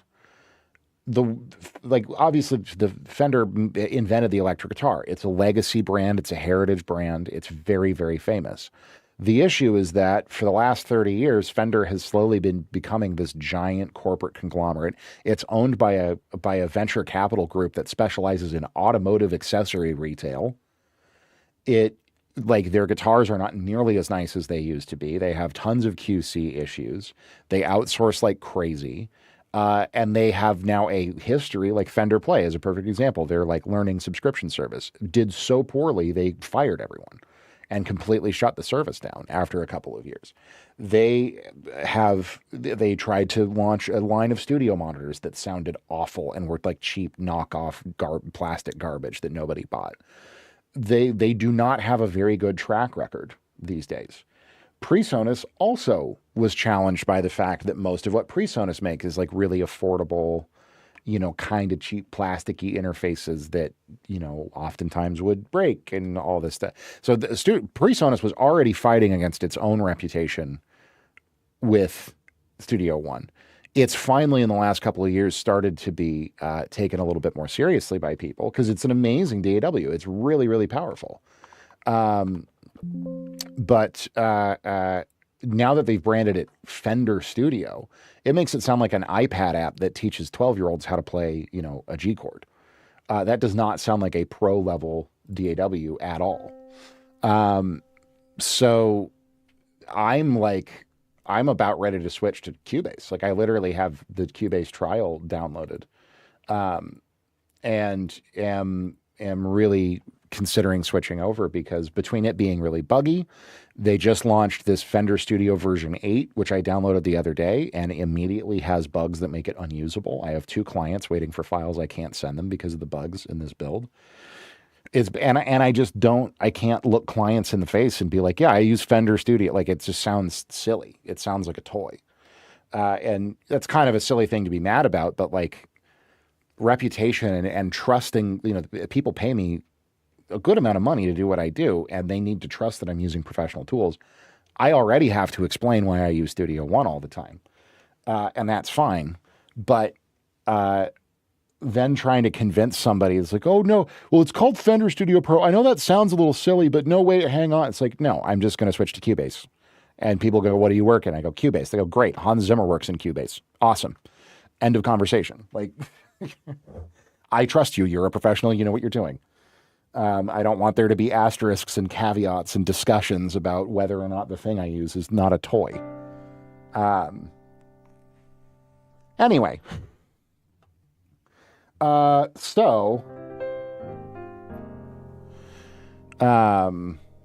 he does. And Cubase is amazing. Cubase is fantastic. Insanely powerful.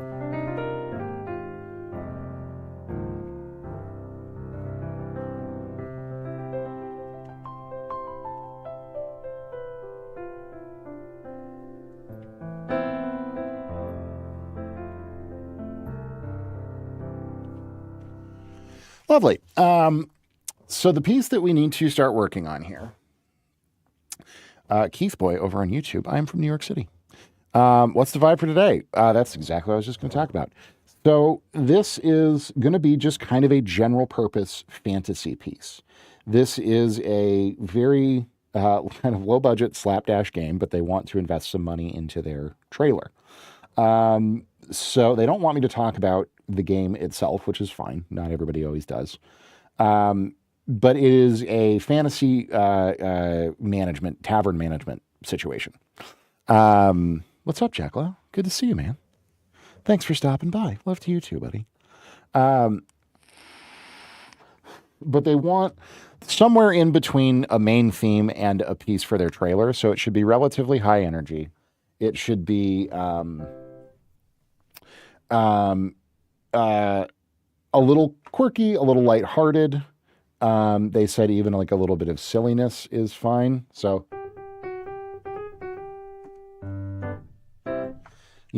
something in that sort of region is probably good. And yeah, 60 seconds is target here for total length. So normally what I do in these situations is we start with just piano, and we kind of build out from there. They also want some kind of a distinctive theme or melody that the listener can grab onto.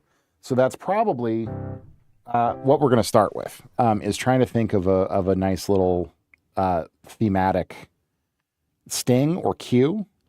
And then from there, I have like kind of a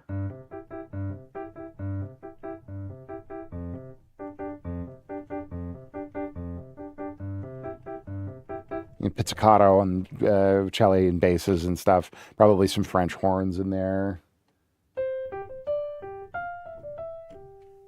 Stuff like that. Stuff kind of in that wheelhouse. So, melody-wise, we got to just start thinking of like a theme. And I always like doing stuff with descending,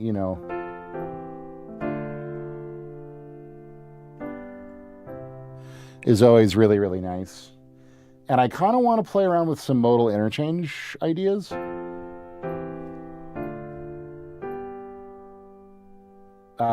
So if we were to go to the we probably wouldn't go to parallel minor, but if we went up a minor third, that would then put us where?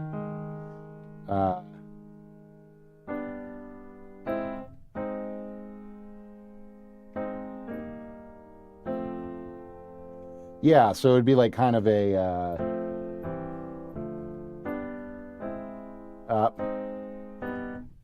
come on.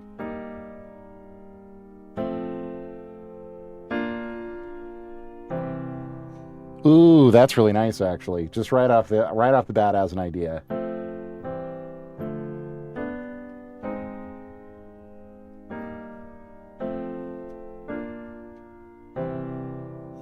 I like that a lot. I think we can build our main cue around that. So what's going on there is a technique called modal interchange. So we're thinking in terms of the key of C. And that first thing is just like a bone stock idea. So 4-chord F major, walk it down, first inversion C, D minor, G. So that's basically 4, first inversion root, 2 minor, 5.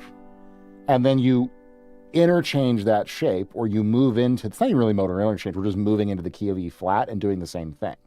So in the key of E flat, the 4 is A flat, and then E flat over G, and then substitute an F major just to keep it bright, and then a B flat major. So our same shape, 4, 3 over 1, 2, but substituted with a major. And then B flat, which leads and resolves beautifully. Oh, thank you very much. Josh makes metal. I love it. Sometimes I make metal too. We're super not making metal today, but sometimes we do make metal. Welcome in. Thank you for the follow. I appreciate it.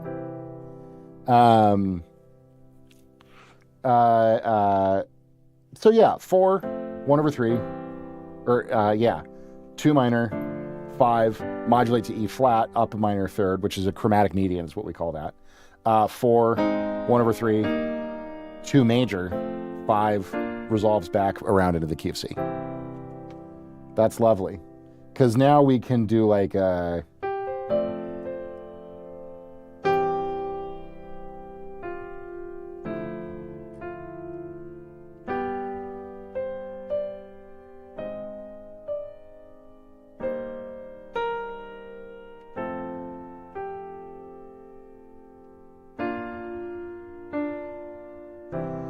You know, that kind, you can write a really, really, really nice, really, really nice melody over something like that.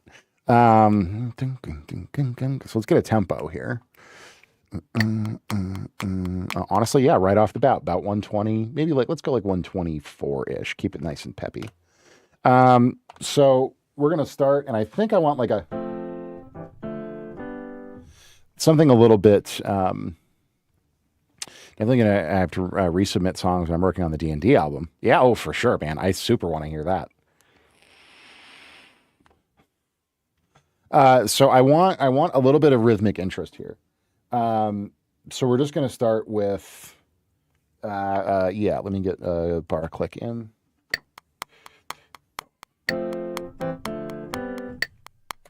Biffed that a little bit, but we can fix it.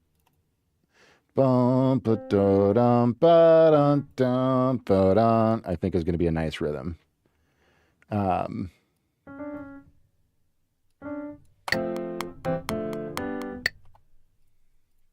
then like, yeah.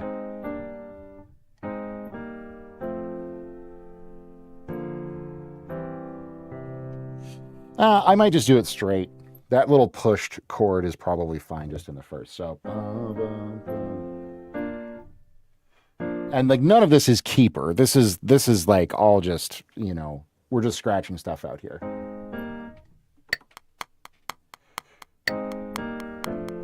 What?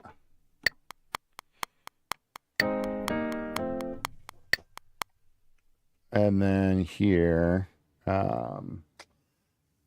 can just click it in.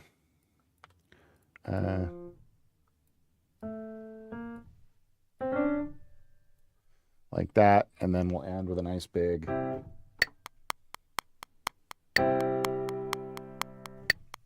Great. So here's our chord component of the sting.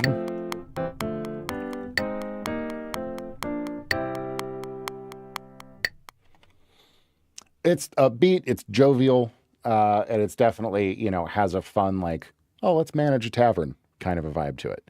I think it's a little fast, though. I said I wanted it peppy, but...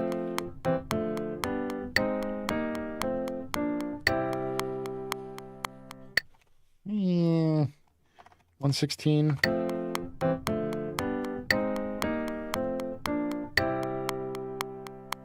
That's nice. So now we want to think about a melody.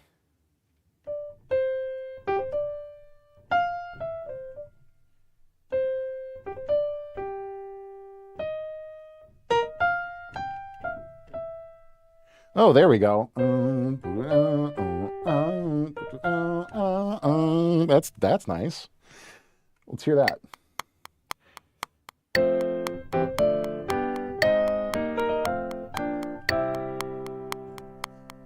I like that. That's hip. That's also a good little memorable sting for a game like this.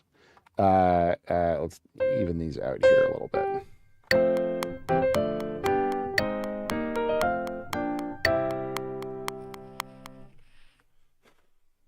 Cool. And so now we have that, which is like a theme and an idea that we can keep coming back to. And we can even like take that idea of that modulation in a bunch of different directions. We could modulate again up from E flat to like G flat. We could keep the chromatic mediant thing going.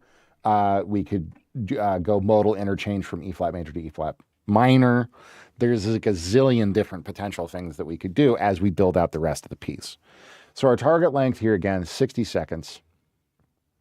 So let's just throw a marker down around that and kind of figure out, yeah, we'll probably shoot for 106, which is the closest sort of round. That's 32 bars at this tempo. So we'll stick a marker there and just drag our song end back here and start thinking about a couple of different sections. So over on the YouTube side, Balling Dog, yo, what's your McDonald's order? What a fascinating question. I don't poison myself with McDonald's. Really, really, really hate McDonald's. So I don't have one. I am a shameless purveyor of institutions like Chipotle and Panera, and I got to have at least some kind of real food in my food. Otherwise, I get very sad and I feel very gross. But no judgment. I mean, not that, you know, like Panera and Chipotle are like great, you know, bastions of culinary excellence, but they do at least have like, you know, vegetables. So, yeah. Good answer, indeed.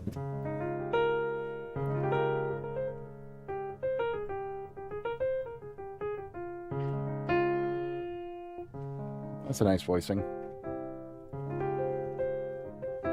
And we don't, I don't think we really want any like dissonance or density in this piece. I think we want to keep with.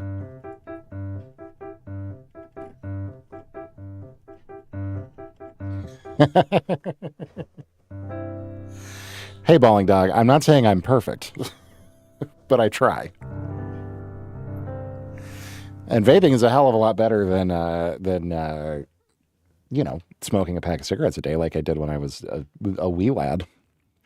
So, you know, we do what we can. Okay. So we've got our sting.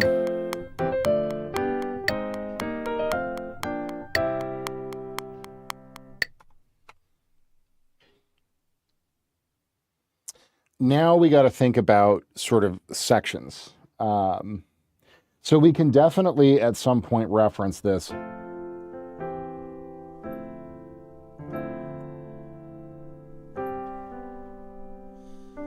You know, that whole idea, and honestly, you know, just bring it into a.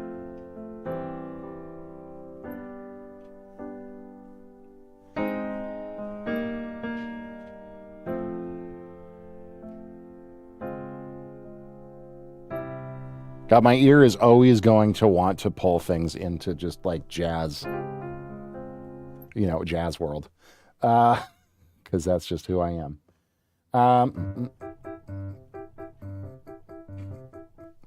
I know that's that sounds kind of hokey. What is the idea with this piece? So honestly, JB, this is just like a general catch-all General catch-all fantasy piece. Upbeat, lighthearted, with a sense of levity, if you will. And 60 seconds for fantasy tavern management sort of a situation. Yes, full of, I mean, not too much whimsy, but definitely a fair degree of whimsy. Yes, that's pretty accurate. Welcome back, Jimmy. How we doing, girl? What's up? How are you? Melodic as heck, bro. Thank you. That's what we're trying for. So, I think we're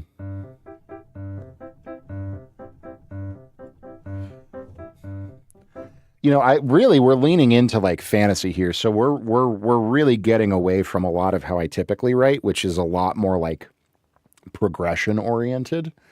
And this is going to be more movement oriented, right? I'm sorry, Juby. That's incredibly annoying.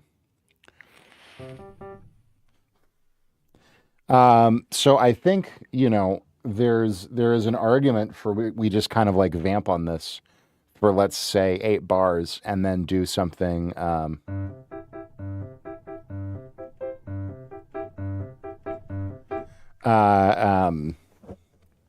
that we just vamp on that and then do a fun little quirky, something kind of Lydian-ish. And then maybe move it down.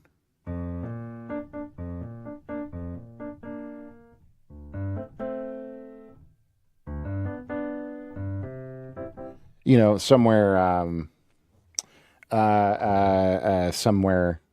in that realm. Kind of sounds like I have structured settlement. I need cash now. Call JG. Yeah. Honestly, yeah. I mean, that's a very sound piece of music. Over on the YouTube side, USA. Hi, I'm a singer and would like to see you play and maybe sing, if you want, Creep by Radiohead or other famous songs. So that is not really what we do here on my stream. I am a professional producer and composer. And most of what my stream is about is doing commissioned client work. So today we're working on a piece for a fantasy tavern management video game. For a little sort of main theme and for use in their trailer and stuff. But I appreciate you tuning in. Feels like a traveling performer would play this little tune. Yeah, for sure. And that's very much the vibe of the game. So, okay.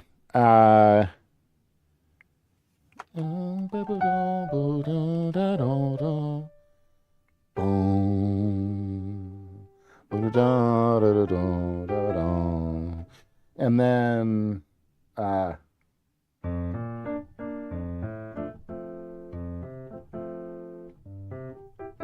yeah, I think we vibe on that C, move it down to a B flat at some point, maybe an F is pretty tried and true, but we would voice it more here like that.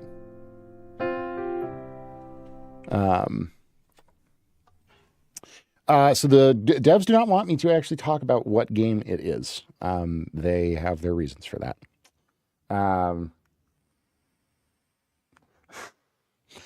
Stands on the table in the tavern with dirty feet and does this jig. Yeah, 100%. Okay, let's lay that down and then we'll start working with, yeah.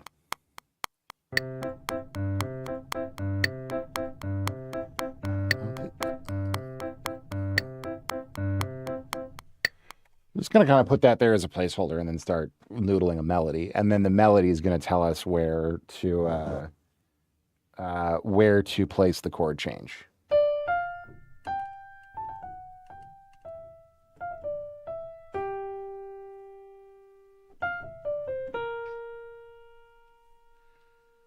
Yeah. We can harmonize that. Yeah. We're just gonna stream of consciousness this shit.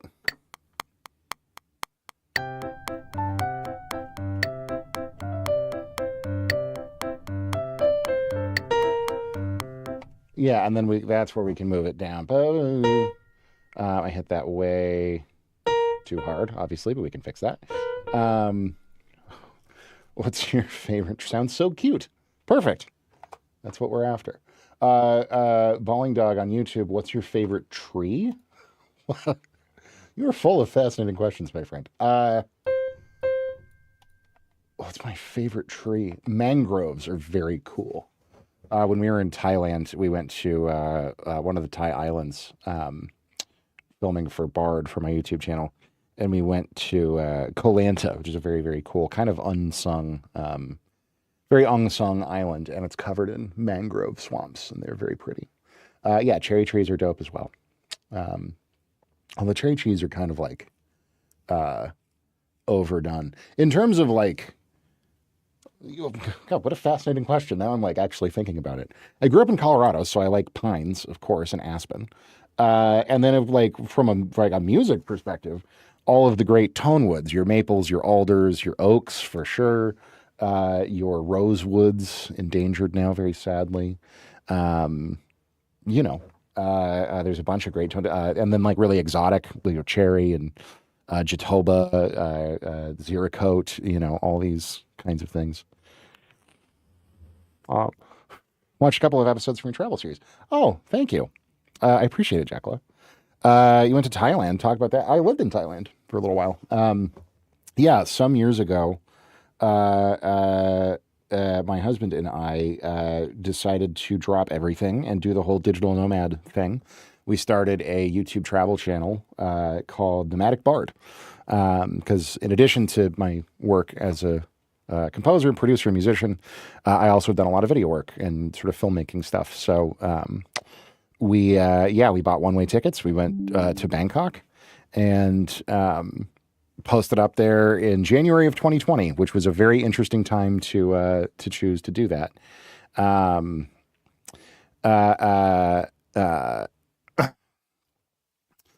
Because we got stranded there because of COVID, obviously, and that was a trip. But we lived in Bangkok for about 6 months. We got to go to Cambodia, Malaysia. We went to Laos. We went to Thai Islands. We went to Taiwan. It was an amazing time. We've been all over the place filming for that show. But I love Thailand. I miss Thailand desperately. If we leave the States at any point, we're probably going to go there. Okay, sorry. I'm getting emails and texts. Give me a second here, guys. Let me look at a couple of things, including notes from a client.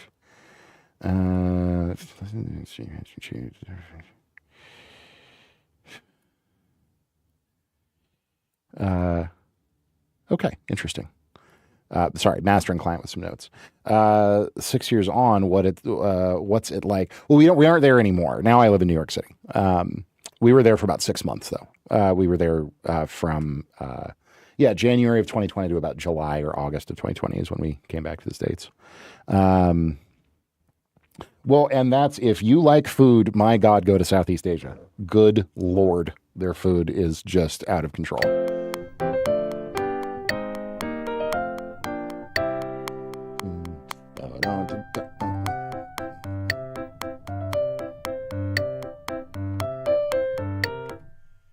And then right here, we want to go down.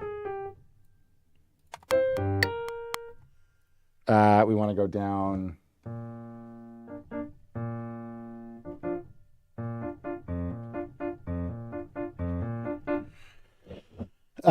Back from dinner, watched the segment reviewing my track. Thanks for the information. Yeah, we'll stick around and listen to your game track. How's it going? Oh, yeah, of course, man. Your track was fantastic. I was asking about the language. I frankly have no idea what my guess was. Zulu. Yeah, I had guessed it was something of the African diaspora. I was listening to your game track. How's it going? Sorry. I have two chats. You guys have to keep this in mind. So I'm like watching both. Must be nice to have Zoran Momdani. You know it, brother. We are thrilled.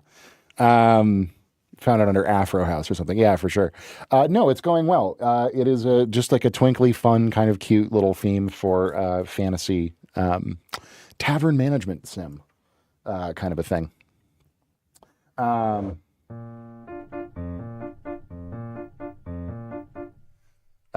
So here we go. Gotta think about how we want this melody to go.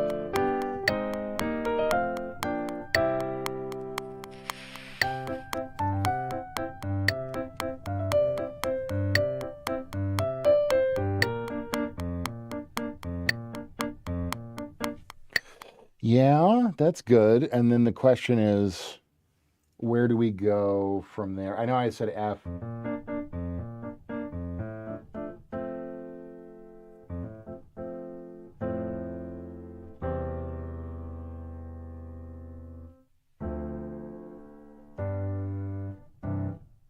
Do we really want to just like lean straight back into that?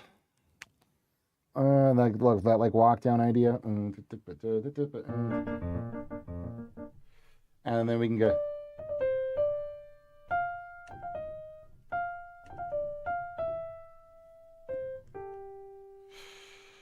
We could bring it just back up to C.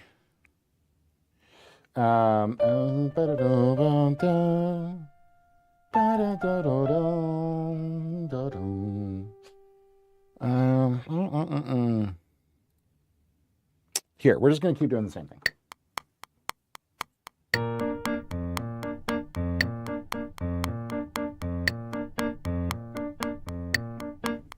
Sure, we'll let that hang out for a second. Tavern theme, yes. Well, it's sort of a game theme, trailer theme. They haven't been super specific, honestly. They're just like, it just needs to be a fantasy thing. It needs to be 60 seconds. Hola, pollo. ¿Cómo estás, mi amigo? Good to see you again, buddy. All right. Let's keep playing with the melody.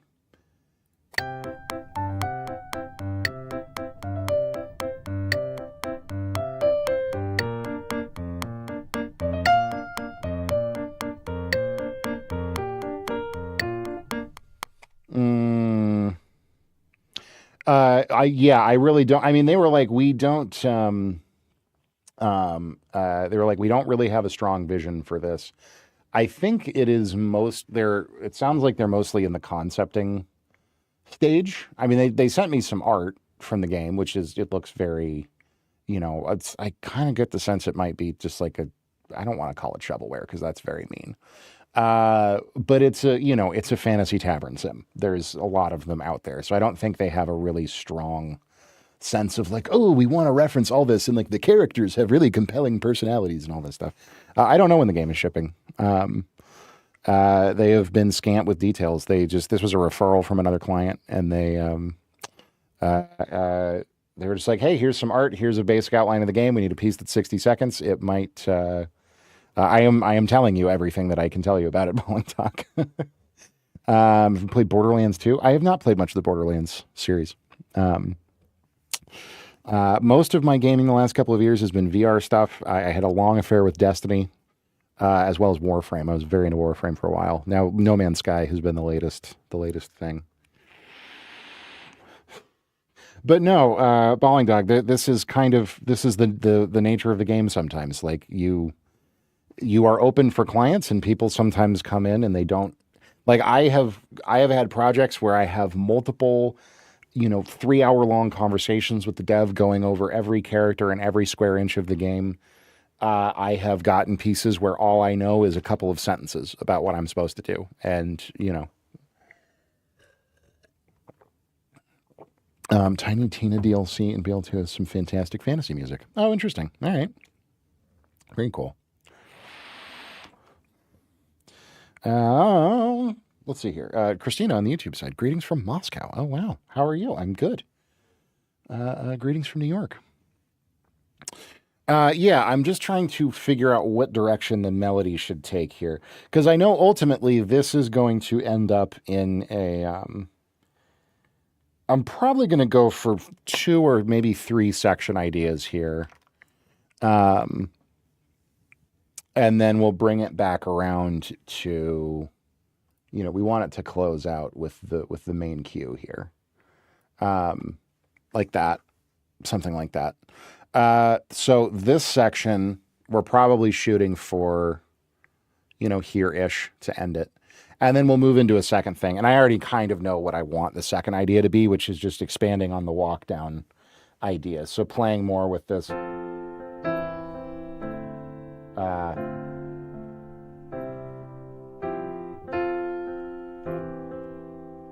And then probably and then modulate it there. Boom.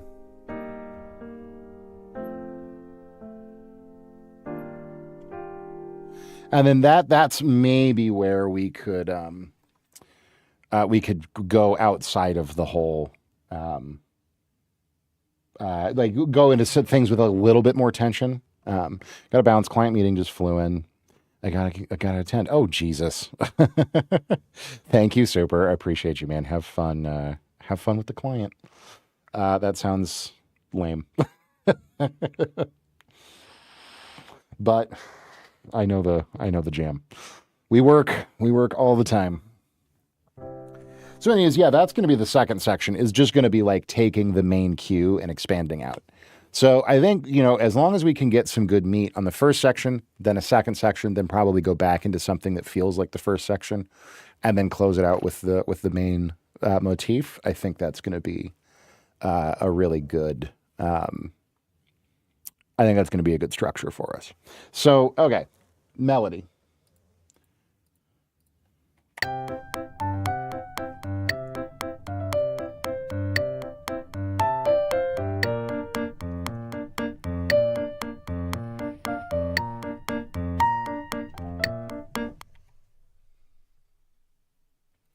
Yeah, I think something really, really simple here is going to be fine.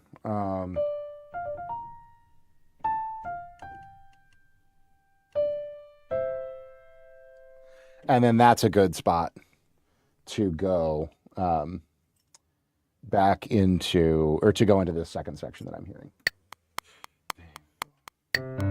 That.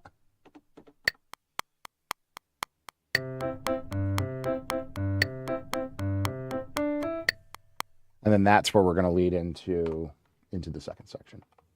Okay, so now let's finalize the melody. I just wanted to get where that change was going to land.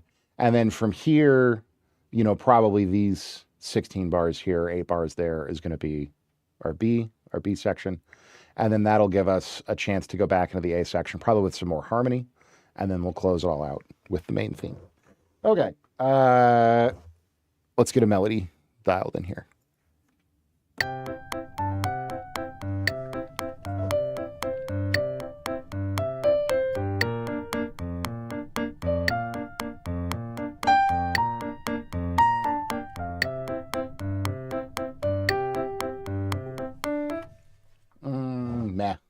I didn't like those last two notes. Probably that is fine. Okay, let's hear what we've got.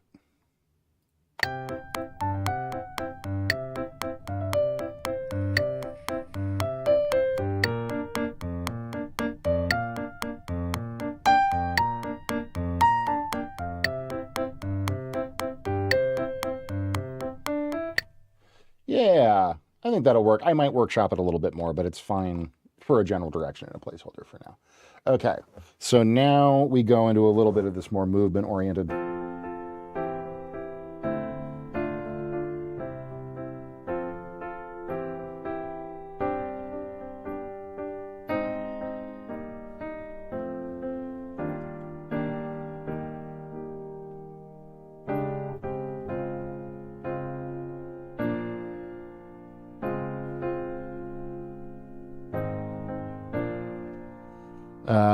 Oh, thank you, Bowling Dog. I appreciate it. Yeah, good chatting with you too, man. Thanks for stopping by.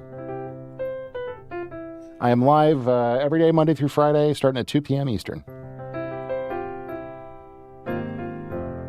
So you are welcome back anytime. Come over on the Twitch side too. We got a bunch of fun stuff going on over here. Okay. Anyways, yeah, I think all of that is pretty cool.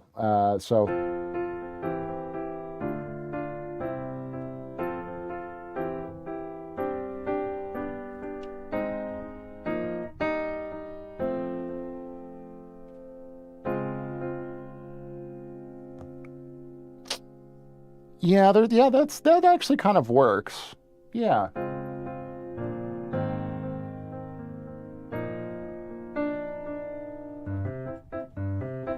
Yeah, I like that. Okay. Let's see if we can nail all that in one go. Do we think I can? What are the odds? Let's find out.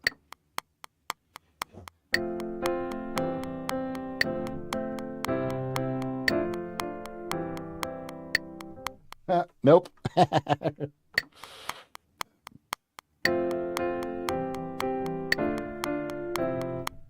Oh, come on. Of course I can play it when I'm not recording. Now I can't play at all.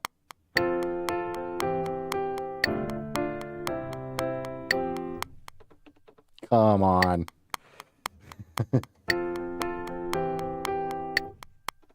Okay, fine. We're going to go one bar at a time, I guess. Sure. And then...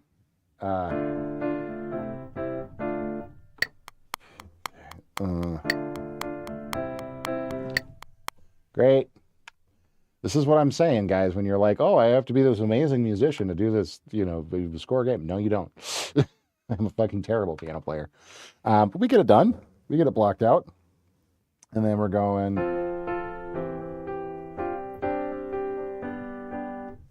Yep.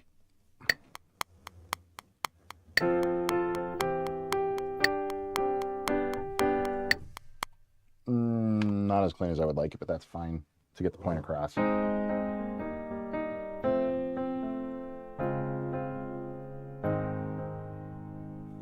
Yeah, it's just like, it's a nice little moment of drama right there.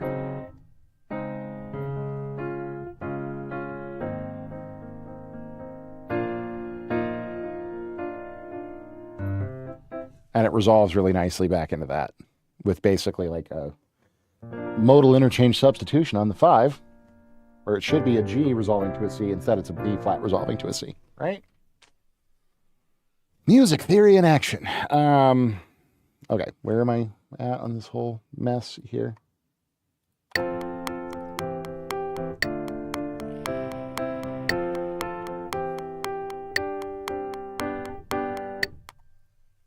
Okay.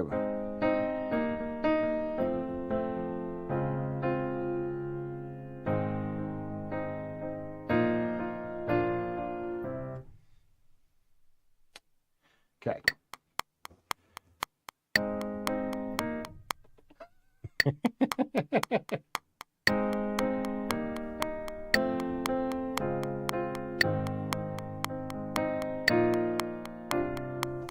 Oh my God, I was so close. And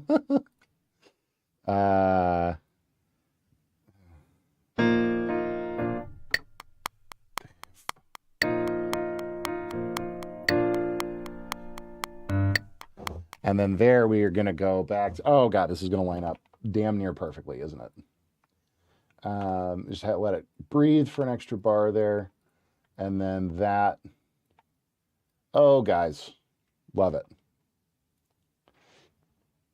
Okay, and then that pretty much nails, what's up, Conrito? Good to see you, buddy. That nails, that's 62 seconds right there.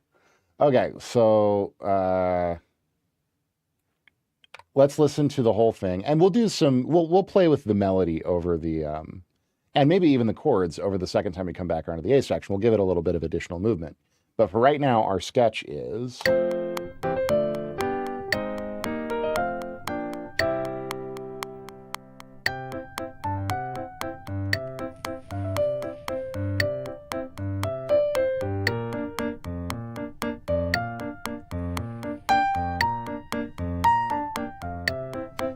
I definitely want some more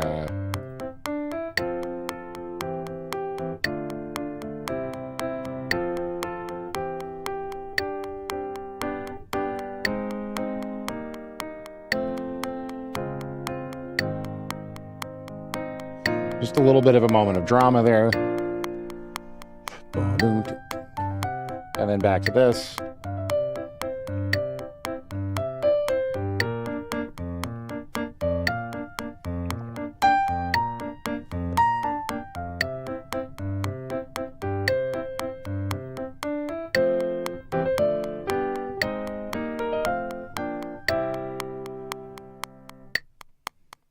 that's gonna nail.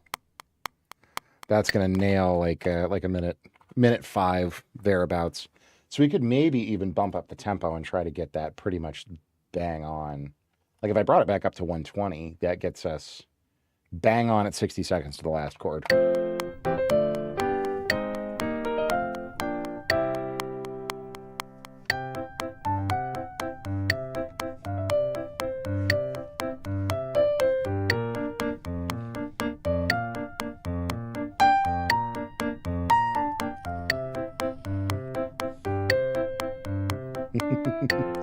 Good, because it's for a fantasy tavern management sim game.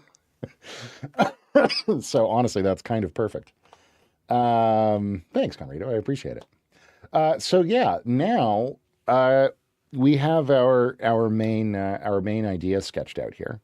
So we can start actually building this out into orchestration. So this is full fantasy vibes. So there's no synths, no nothing. We're going to be using exactly one plugin in terms of instruments for this. We are going to be using Opus, which is our scoring suite from East West. And we're going to be doing the full complement. First and second violins, viola, cello, basses, French horns, trumpets, trombones, probably winds. Maybe we'll play with the Hollywood Fantasy Orchestra today. I haven't really done a whole lot with the fantasy orchestra. Yeah, sure, why not? Let's have fun. Let's do something new. 8 violins and 6 violas, you say, eh? High strings? What does that sound like?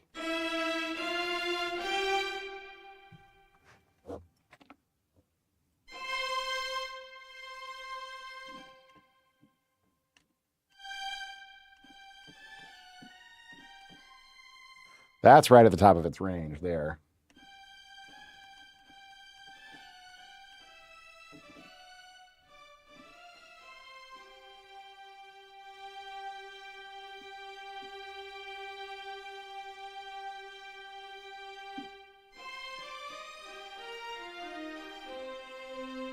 What all articulations do we have to play with here?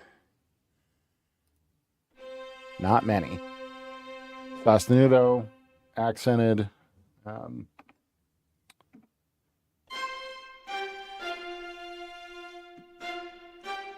spiccato, reps, slurred. We don't even have pits, which we need pits. Okay, so not that. We definitely need pizzicato for this. Absolutely. So that's going to be a no-go there. And we'll probably go OG Hollywood strings just for a little bit more air and space to it. Fantasy winds, Irish whistles, uilleann pipes, ocarinas. Okay, yeah, no, none of that is very useful. Orchestral woodwinds, however, we'll definitely be doing. Library that I'm using is the stuff from Composer Cloud from East West. So the Hollywood strings, Hollywood orchestral percussion, all that stuff is what we're going to be using. Yeah, we'll definitely have bassoons, clarinets, flutes. Yeah, that's probably fine on the woodwind front. I don't think we'll need much more than that. Okay, let's start loading it up. So we want first violins, key switch, add. Thank you. You guys haven't seen me do a full orchestral session yet. Second violins, yes. Violas, yes, please. Thank you. Watch as my RAM usage skyrockets. The hundreds of thousands of dollars I've invested into RAM really coming into play here. Cello, yes, please. Basses. I did have to mortgage 3 of my homes in order to afford the RAM, but definitely worth it. Definitely worth it. Okay, there's our string complement.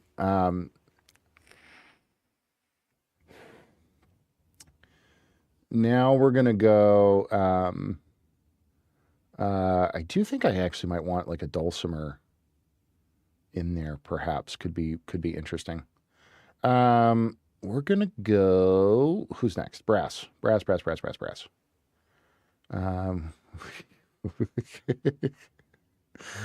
Don't get me started, Juby. We're gonna shut that off too. We don't really need to be recording anymore. Okay. What am I even doing here? Brass. Why can't I find brass? There's fantasy brass. I don't want fantasy brass. I want regular brass. There's brass. Thank you. We're going to go probably be pretty light on the trumpets, but we will load them. So 3 trumpets. Because this isn't, a war theme. Then we want some horns. French horn. I want fantasy brass. I want real brass. Well, that and the fantasy brass is like not really a very useful library. Then we're going to go low brass, of course. Now let's worry about woodwinds. Where are we up to there? 8. Good. Halfway there. Woodwinds, we want flute. Noir, absolutely. I love noir. Oh, hey, Mom. How's it going? Working on a fantasy piece today for a fantasy tavern management game. It is amazing. I will show you in a second what I prefer to noir that does something very similar but is even doper. Flutes, yes. Clarinets, yes. I'm not even sure I'm going to use all of these, but I do like having them loaded and ready to go. Maybe. Have we officially pushed the machine too far? We're at 8 gigs of RAM so far. Thankfully, I have 64 in this machine, so... Black hole in the trip. Yeah. Dude, is black hole not just the dopest thing ever? We absolutely love black hole around here. Okay, so there's our winds. Then we're going to want orchestral percussion 1 and 2. Combo kits 1 and 2. And then I do think I want a little flavor of some fantasy-ness in there. So I think not lutes, maybe some dulcimers. Oh yeah, that'll be a nice little fantasy texture in there. Cool. Okay, and that gets us to 14. That is quite the stack. I'm just watching my RAM usage climb and climb and climb and climb. Having a good machine is very helpful here. So next we need to set up all of our MIDI tracks, but we'll do that in a second. No, so Keyscape released an update a little while ago. And I know I'm always on about how great Keyscape is, but seriously though, the double felt grand, like, first of all, they have a lot of, like the cinematic Yamaha C7 sounds really great. Ah, Jesus.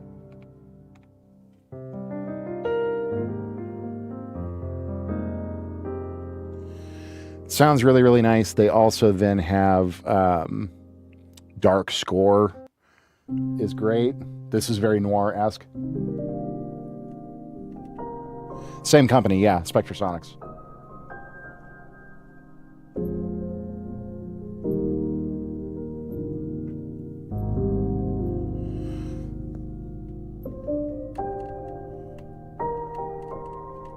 So that's very noir-ish. But even better is the double felt grand.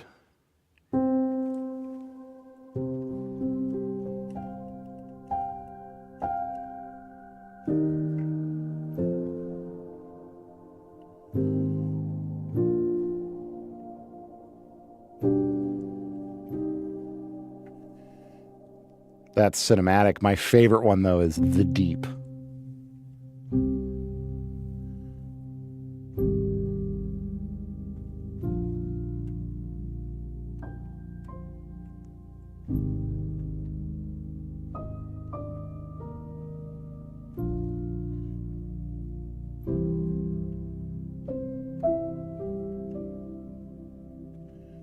Sounds so freaking good.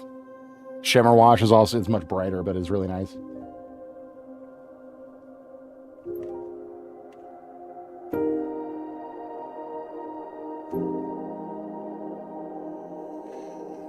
Because this like super shimmer verb that's built into it.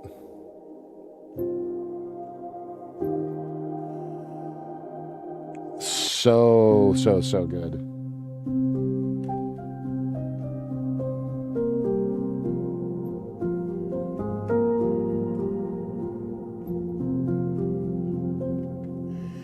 See, a double felt is great. It also has this upright that they call the wing upright.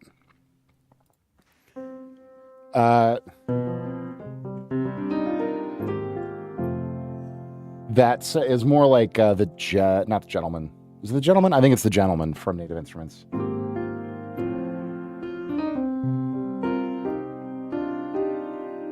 That sounds lovely. It's got some nice stuff to it. And then the tack piano is really interesting. But it's just got all this wild stuff like the dulceola as well. This is another sound that I absolutely love.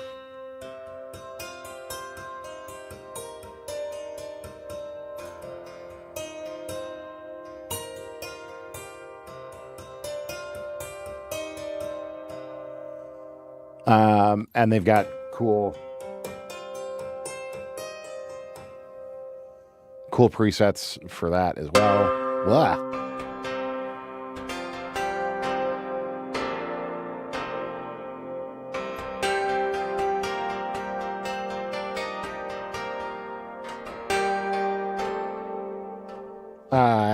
All kinds of cool shit in Keyscape. We absolutely love Keyscape. So I do still use Noir from time to time because Noir is a little different and it does have lots of very cool sounds in it.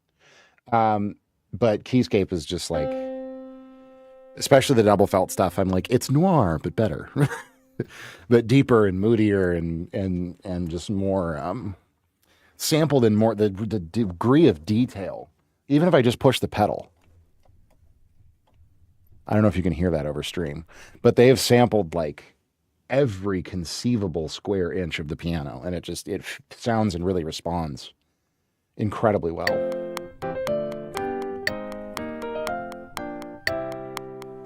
So anyways, Keyscape, check it out. We love it. Spectrasonics is amazing. One of the best in the business at the moment. Okay, so back to setting up our stack here. We have, what do we need? Probably 14 tracks, and then let's get all these routed. So we want all of our strings on 1 and 2. I want all of my brass on 3 and 4. So I'm setting up multi-audio outs here. We're going to have all of our woodwinds on 5 and 6. We're going to have all of our percussion on 7 and 8. And then we're going to leave 9 and 10 for ancillaries in case we need them. So that's the audio component of it set up. And now if we go over here, expand this, we can give ourselves some extra tracks here. And we can go ahead and say strings, brass, winds, percussion, and then we'll call it dulce for right now for the dulcimer, but it might have other stuff if we decide we want other things. And now we need MIDI tracks. So we're going to go add tracks, instrument tracks. We want 14 of them, ascending, starting on Opus 1. And that should have given us what we want. Yep, 1 through 14. And so now we just go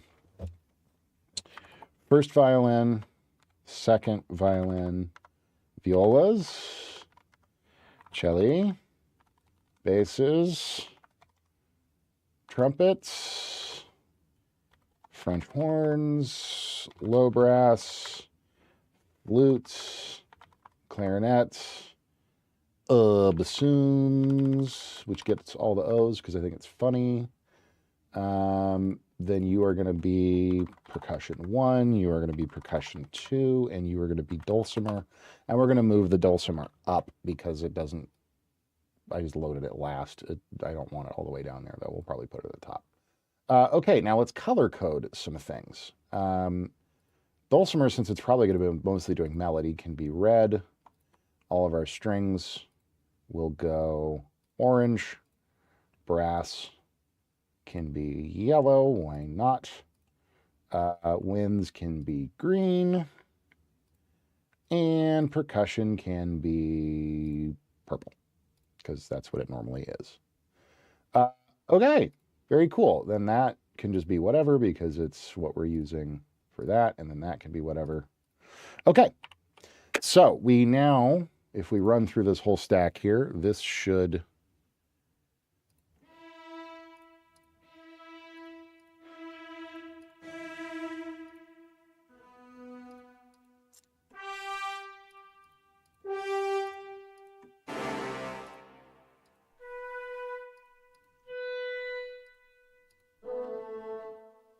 Yes. Great. Look at that. We got a whole dang symphony. I love it. So now we get to start taking this piano thing and actually orchestrating it out. This is going to be an absolute bear. This is going to be a bear of a session. It's going to be fun, though. You've seen me do orchestration before, but this is full on. So we have a lot going on here. I'm actually probably going to start with this section as opposed to starting with our full theme, because I don't entirely know what voices and who's going to be where quite yet. So what I know, we're going to want this to be initially pizzicato.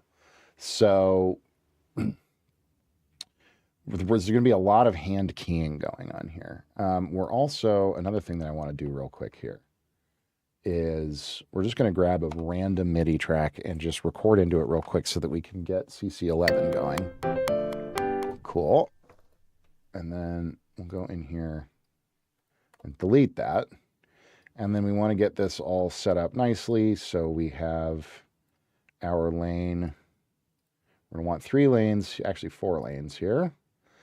First lane will be expression, second lane will be velocity, third will be mod, and then fourth will be sound variations. Yes, very good. Okay, so our piano roll's rocking. Great.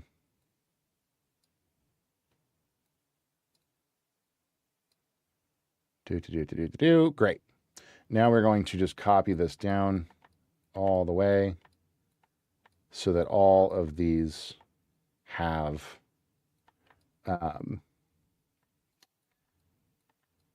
all of the stuff already set up for us, and we are ready to begin. So our first easy win is going to be our dulcimer, and I'm gonna do this melody a little bit differently in the second half. But we can grab all of this and initially just stick it on our dulcimer.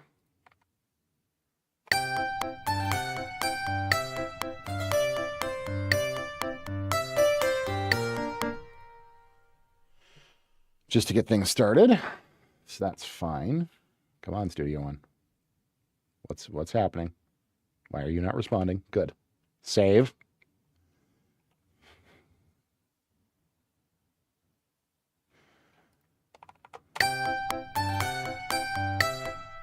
Can we pull this an octave down? I would imagine so. What if we double it an octave down?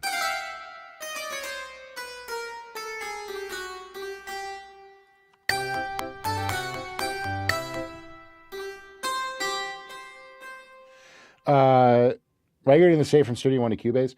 No, so I was considering doing this in Cubase because I really am liking Cubase. I played with it a bunch last night, a little bit on stream and then a lot more after stream. It is really cool. Really, really, really, really cool. What's up, hey? How's it going, buddy? Good to see you. Every day is feedback stream. You just got to get here at the beginning. That's the trick. The next full feedback stream will be next Monday for Feedback Mondays. But for the first hour of today, we did a bunch of feedback.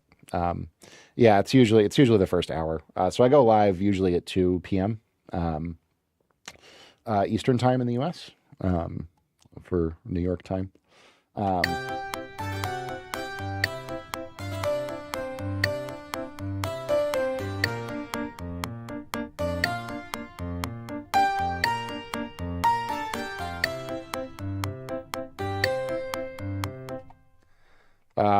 okay, gotcha. Yeah.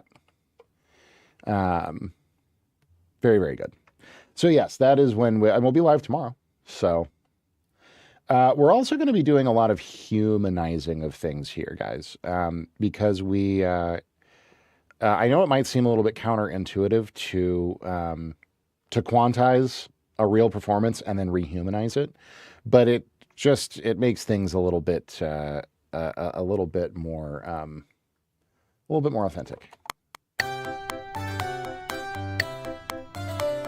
But in a way that the ear expects when working with libraries.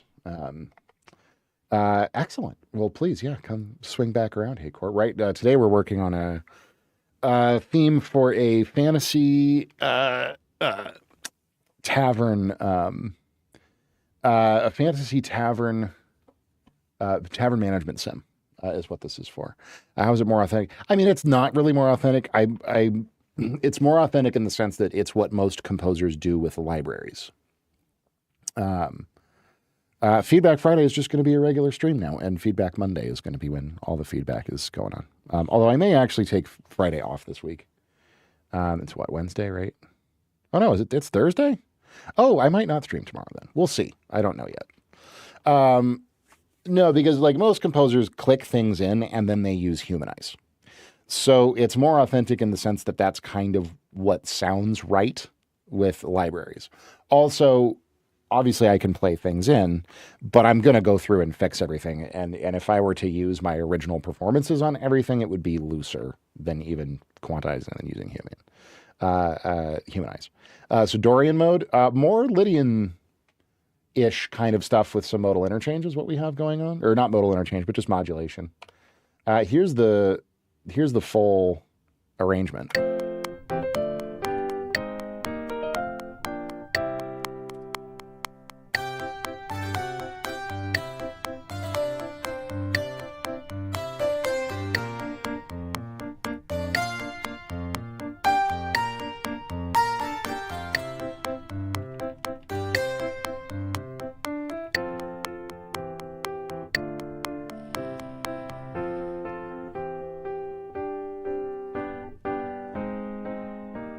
Modulate up a minor third.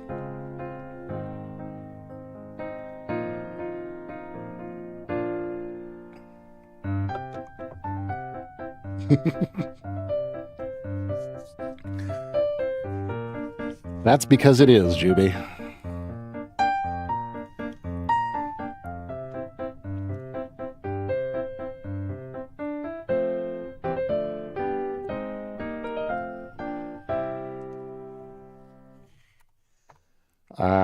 That's because the track is extremely gay. Anything I make is extremely gay. Let's be honest. Interesting how you load all the sounds before you compose. Well, yes, because I know I need an orchestra, so I load in an orchestra, and then I added a dulcimer as well, just for extra little fantasy vibes. But we know that we need violins, violas. Oh, and then actually, this guy can go up here and doesn't actually need a thing because that's. That's our master. So you can do that. So I know I'm going to need first violins, second violins, violas, cello, basses, trumpets, French horns, low brass, which is trombones and tubas, flutes, clarinet, bassoon, and then orchestral percussion. That's my sound set. That's what we're working with.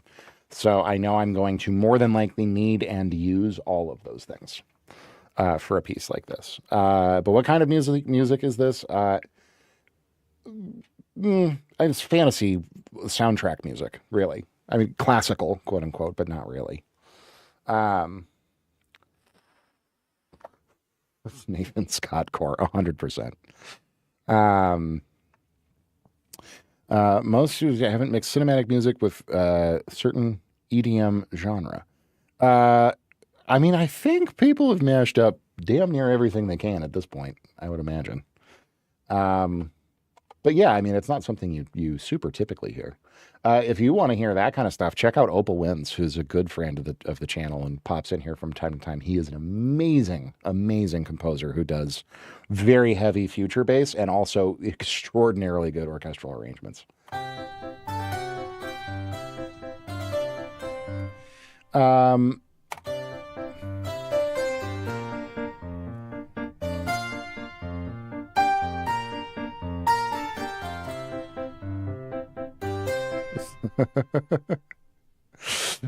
How's it going, Mr. X fan?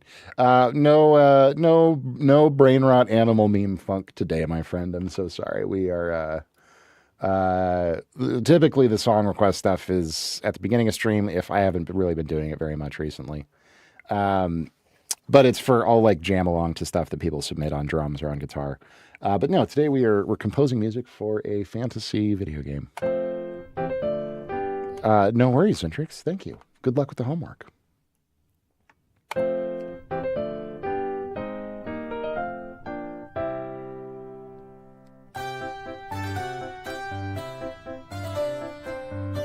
Those dulcimers sound lovely.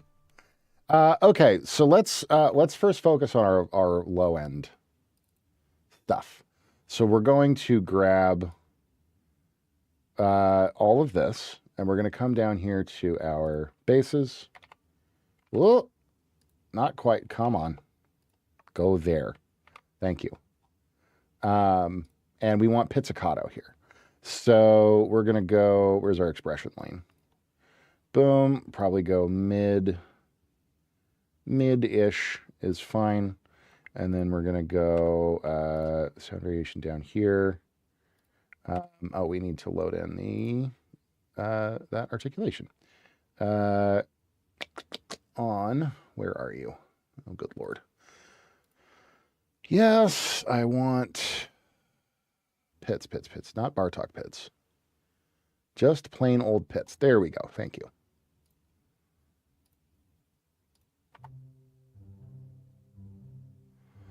Does Opus offer anything different than Kontakt? It is a hell of a lot easier to use. That's what it offers.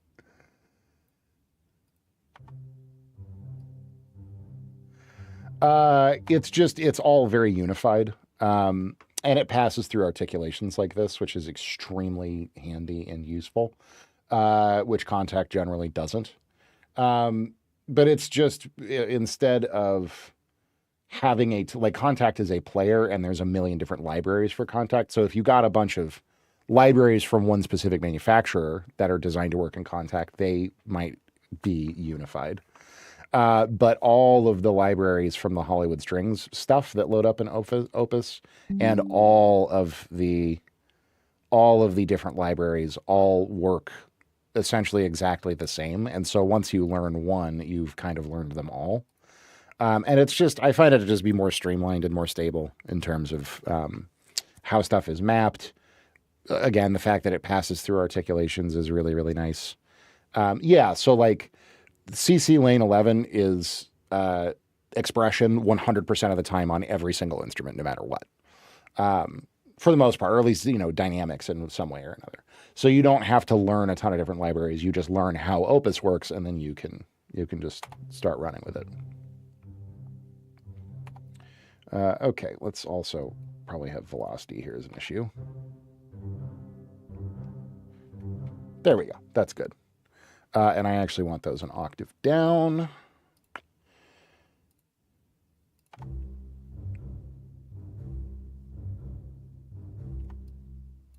Yeah. Cool. So now let's grab these and copy them up to our friends' cellos. Kontakt driving is crazy sometimes. All the different articulations go back and forth in MIDI to try and remember. Yes, 100%. That's why, like you see, I just have these 4 lanes loaded up here.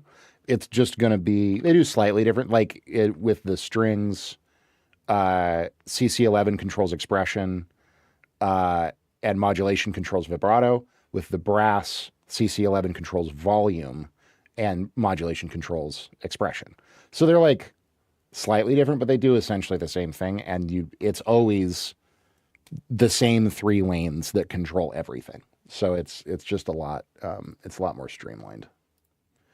And then sound variations here. Oh, we also are going to need to add pizzicato here. Come on, Opus. We want you. Come on. And then plain old regular pits. There you are. Very good. Pits, yes. Go away and zoop.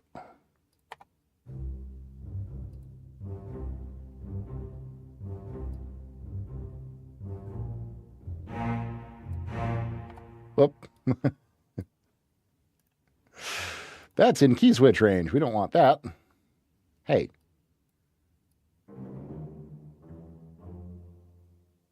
There we go.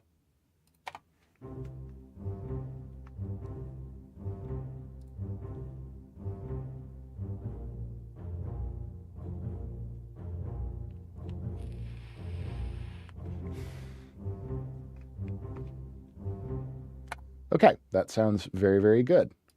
So now our, we're probably going to have, like now we have to really start thinking about the orchestration end of things.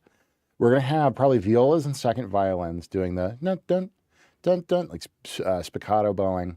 We're going to have the flute and the dulcimer take the melody, the main melody, and then maybe bassoons double the cellos. Horns can maybe do counterpoint. No trumpets yet. No low brass yet. Clarinets can do... Yeah, okay. I know. I know what needs to happen here. Okay, so first of all, we're going to take our middle voice here. This guy. Nope, not that. You. Very good. And copy you down. You're going to go violas. Very good. Then we're going to take our upper voice here, these guys, and this is going to be second violins. Flutes can take the melody. French horns will do something with. And then the clarinet, we'll have our clarinetists probably do this whole thing. It's going to add kind of a quirky, whoa, not that, kind of a quirkiness to it that I think will be nice. So give me my clarinets here. I really don't work with the winds stuff very much. And then I'm going to take our main melody line, which is all of this, and put it on the flutes. Come here, very good. Go here, yeah, yes, good. And then our cello and bassoon have very similar ranges, so we're going to grab from our cello track here and put these here. So now articulations are all going to be wrong, but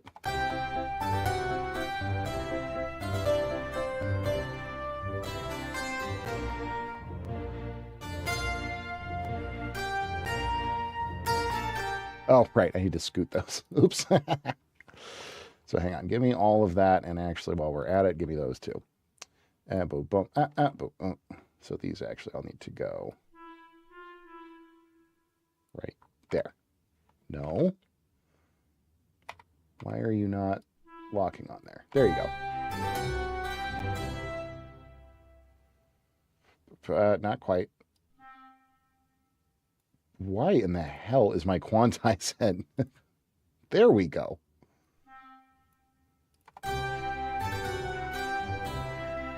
Okay, great. So now we can go through and start doing articulation work here. So we're going to want all of these velocities up. We want expression up here on our second violins. And articulation, we want staccato on bow probably is fine. Yep.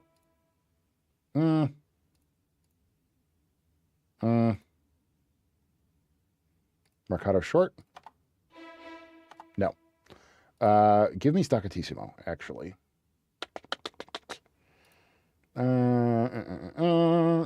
Second violins. Isn't this just riveting, guys? We could try détaché too. Spiccato. Spiccato's gonna be the move for sure. I bet Spiccato's gonna be the move. Let's try Spiccato.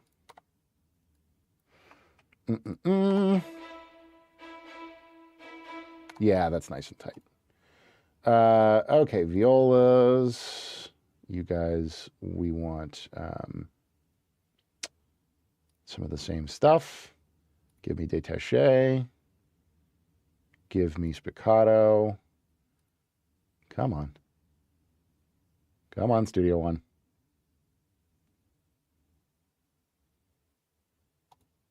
Thank you. And then why not? Give me... Ooh, we might use trem at some point. And pits. Okay.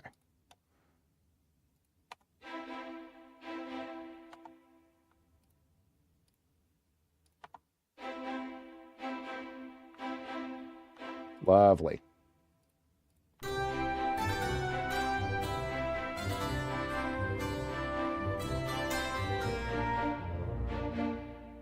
Okay, now we're getting somewhere. Clarinets, please. What do we have for articulations with you, eh? Okay, we already have everything loaded up. That's handy. Probably like double tongue.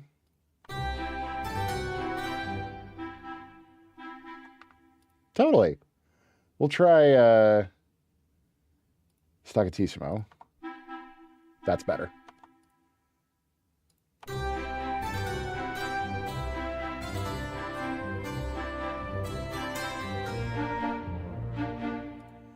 And then our flutes. Or actually, first our bassoons. What are our bassoons doing? They sound like bassoons. Staccatissimo as well. Yeah, that'll add a nice punctuation to that low.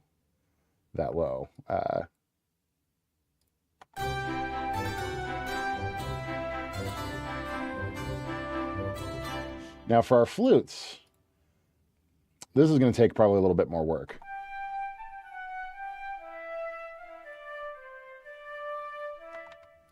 What is modulation doing here?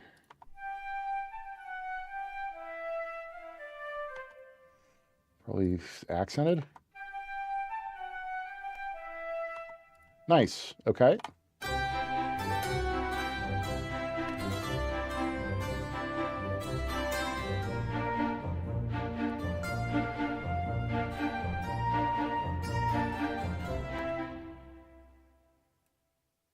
Well, this sounds fantastic already.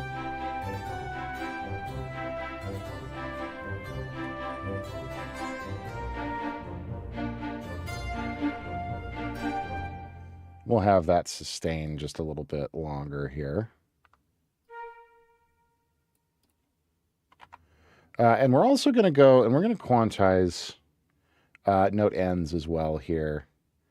No, we want 16ths.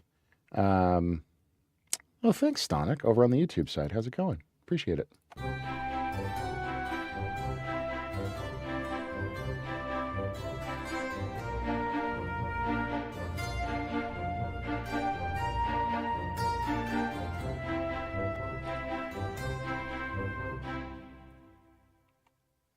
Now we can have our French horns, I think, would be nice to have them doing a little bit of counterpoint here. Or not even counterpoint, just a bit of a counter melody. Yeah. Let's think here.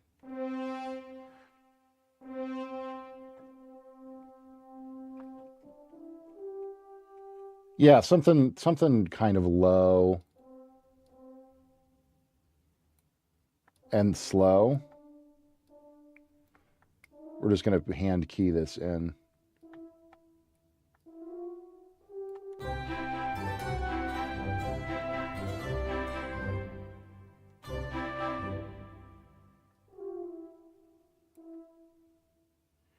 And then this can harmonize.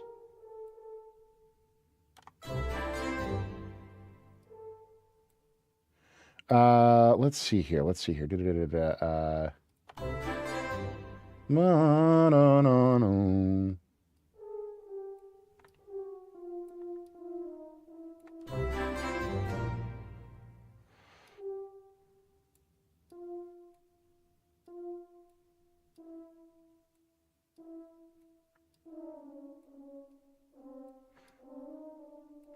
Yeah, so this is essentially like a sort of counterpoint, sort of harmony here, is what's going on.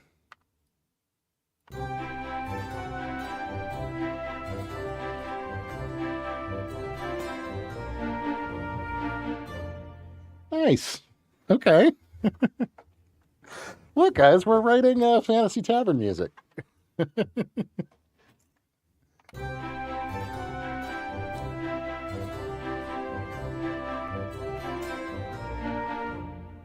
And then we will have this going. Let's try accented.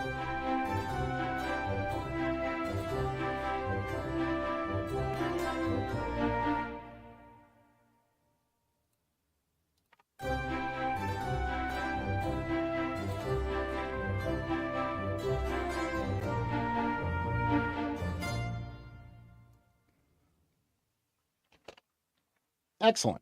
We're also in an ad break, so I apologize for that. Hopefully it won't be too long and painful. Okay. And the whole idea here is that we're going to build this up, right? And like this middle section, so we're going to start big with our main sort of cue, our main motif here. Like that's going to be nice and big. And then it's going to go into this, which is like quieter.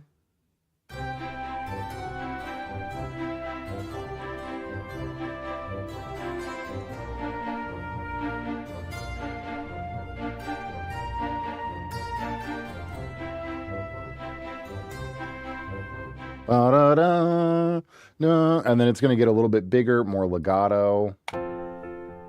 Probably some more drums are going to come in. Like this is, here we're going to do timpani, you know, a little bit.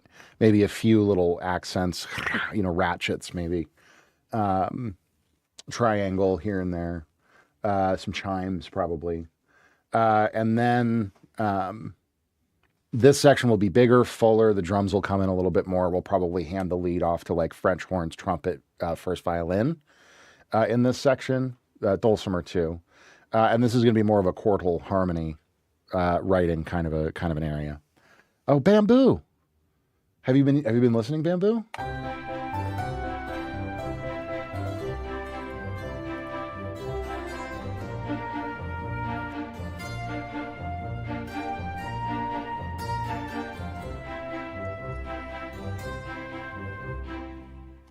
Thanks. Yeah, I'm quite pleased with it so far.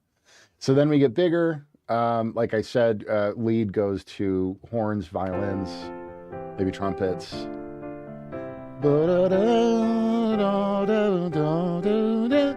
You know, stack it out. Crescendo through here, decrescendo, crescendo, hold, and then back into this idea, but we're going to change up the melody.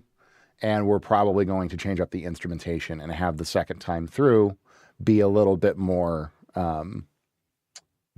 heavy in terms of the orchestration. What's up, Roller Coaster? Good to see you. And then it all winds back around to our motif again, which is going to be the big sort of triumphant end of the tune. So that is the plan. I'm trying to think of what else we want to do here.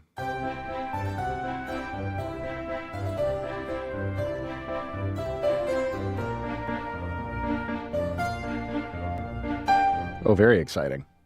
Shut up, piano.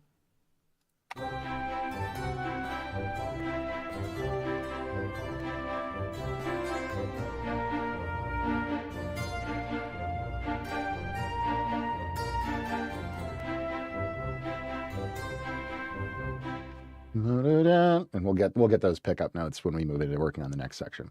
Okay, so I guess we'll start thinking maybe about some percussion here. What range do I have? What exactly is the deal with these here?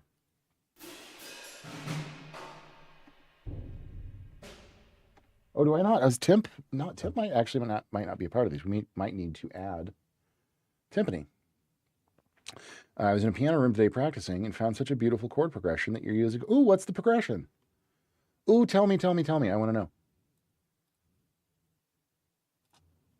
I love new chord progressions. Secret sauce. No, I'm not going to steal it. I promise. You got to tell. You can't tell me you found a great progression and then just like not. That's so mean. Timpani, here we go.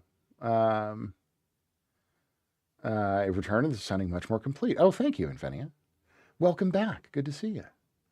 Good to see you again. Let's see here. Key switch, short hits, flams. Yeah, I'm not worried about crazy articulations with timpani. I don't really need to worry. We're not going that deep. But we are going to add one more track here. Just for timpani. Zoop. Yes, send something in Discord. I want to hear. This is going to be MIDI 15. God, we are fully maxed on the stack today, guys. Okay. So much MIDI. Okay. Timpani. Come here, timpani. I'm getting to use so many,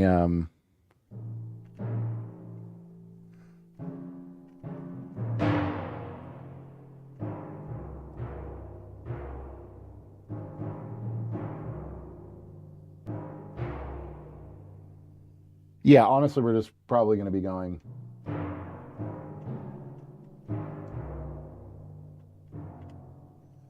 Yeah, and that's dead there.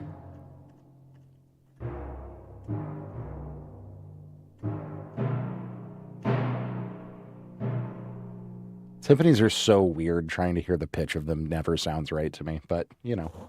5-1 figures in bass and cello would also sound nice on brass. Absolutely. That's going to come in the second time through the form here. We're going to move that figure into low brass.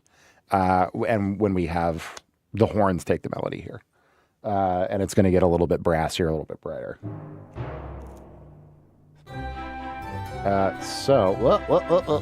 Stop it.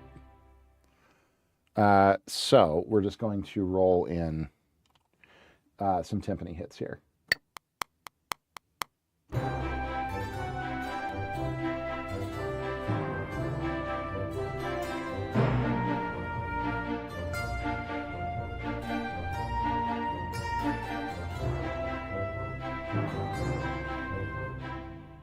Sure. Actually, I don't even know. Actually, no. I kind of actually hate that. Probably just a few punctuations. Just.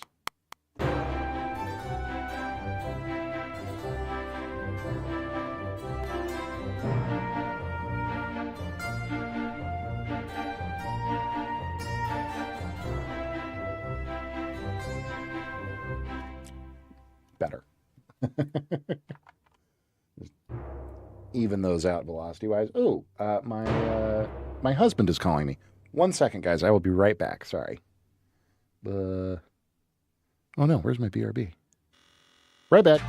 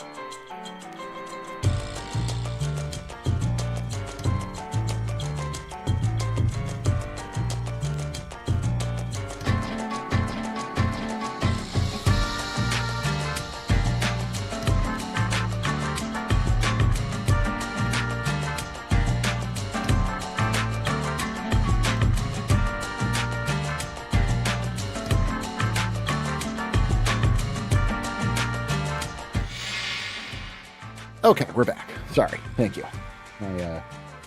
My husband got off of work and is now headed home. So, anyways, where were we? Timpani, right. Goofy Timpani. Oh, did you not catch the first note that I played? How lame of you, Studio One.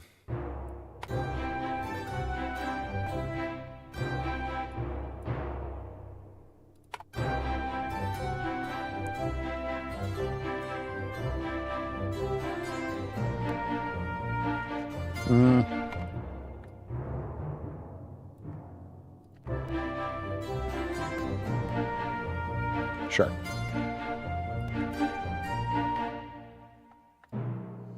And another note there might actually help. Uploaded it? Okay, I want to hear it.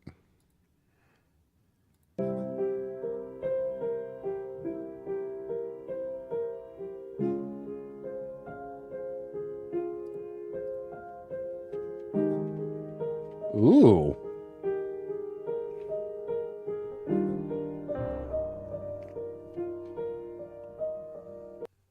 Oh, roller coaster. That's delightful. Hang on, we gotta break it down.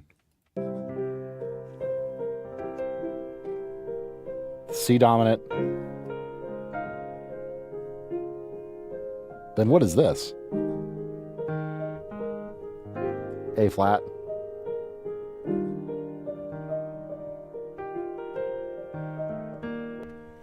Nice. Yeah, that's great. That's super, super nice. Is it a known progression? I mean, is it a known progression? Every progression is a known progression, kind of, but it's.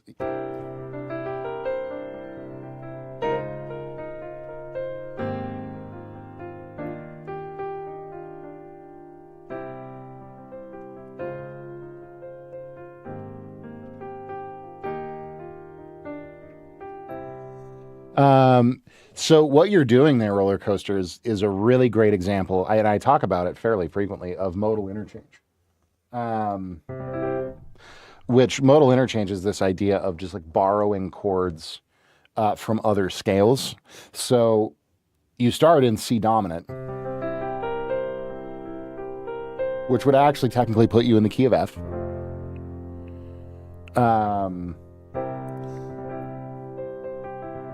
But ultimately, it's like a major chord.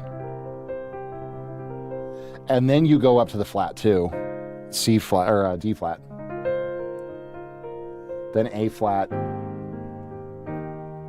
Then E flat. So you're basically borrowing. What you're doing is you're saying, okay, we start in sort of an F territory, and then you start, technically, you're borrowing from A flat major. So you just start doing chords that are based around A flat major. So the root of the sound you're actually doing is this.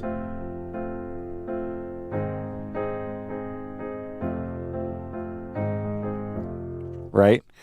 Because all of those chords, that like D flat Lydian sound, E flat, which would technically be a dominant here as well. And then the A flat, of course, is the root major.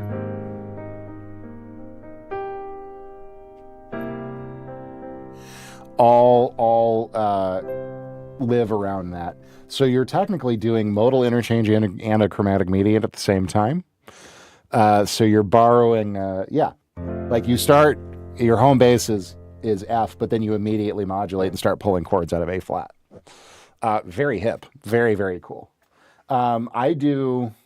I definitely like that change. I use all the time, and it's the other tune that does that is Everything in Its Right Place.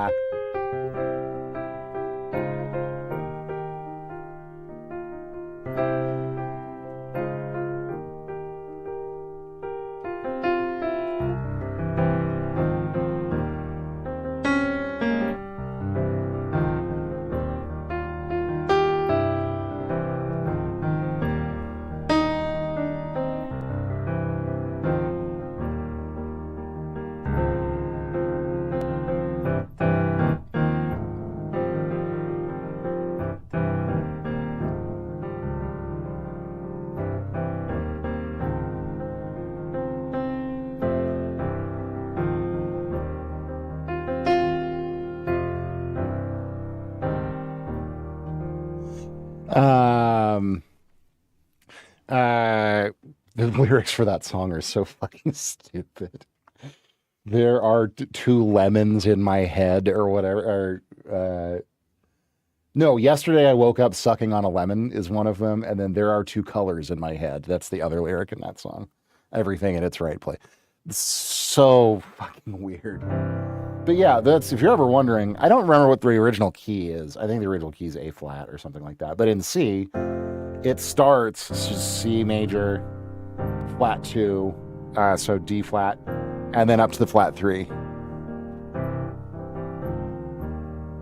So that's 3 of the 4 chords that you've found. And then later on it goes into, it just rephrases that. Blah, blah, blah.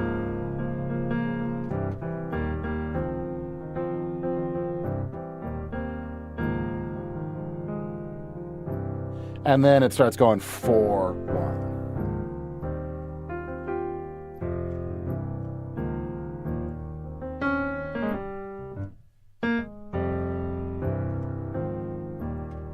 Yeah.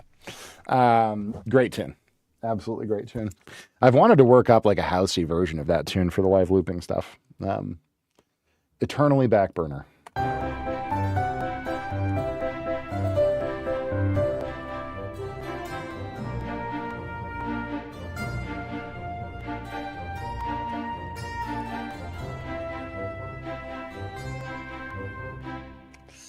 Thank you. That's exactly what we're going for. This is, it's kind of a low information project. I don't know all that much about it. It is a tavern management sim style fantasy game, is what I know. And this is sort of a main theme that they can also use for the trailer. I don't know. This is kind of an odd one where I don't. And that happens sometimes. Sometimes developers are like, hey, you make music, right? I'm like, yeah. They're like, yeah, we've got like it's like a sci-fi thing. Can you make a song? I'm like, sure. Can you tell me more about the game? They're like, yeah, it's like sci-fi. I'm like, okay. Do you have references? No, just like, you know, like cool. Just like make it cool. Sure, I got you, buddy. So that's kind of what we're at here. But yeah, the full idea, we started on piano as we usually do. And here's the full.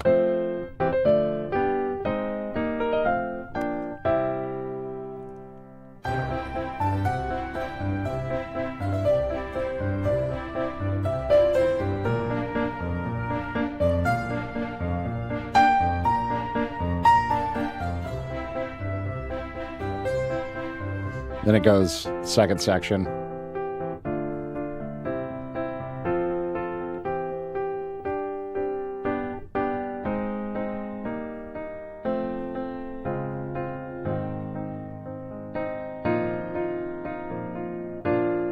And then back. We'll change the melody up the second time through.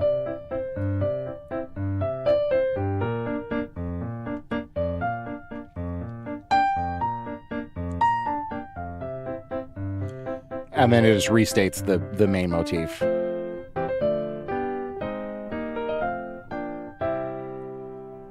At the end there. So yeah, that's what we're doing. So we wrote that and now we're producing it out, we're orchestrating it out. Yeah, no, it's good. And I'm loving, you know, you guys have seen me do orchestration before for sure, especially on like the hybrid and sci-fi side of things. But this is like full on. We've got all of our friends are here. Violins, viola, cello, basses, trumpets, French horns, low brass, flute, clarinet, bassoon, timpani, orchestral percussion. We've got all the kids out in the yard.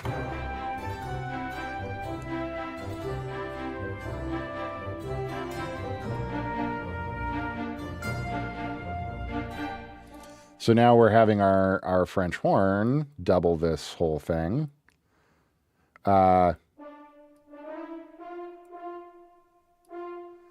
I think I want to have him ascend here.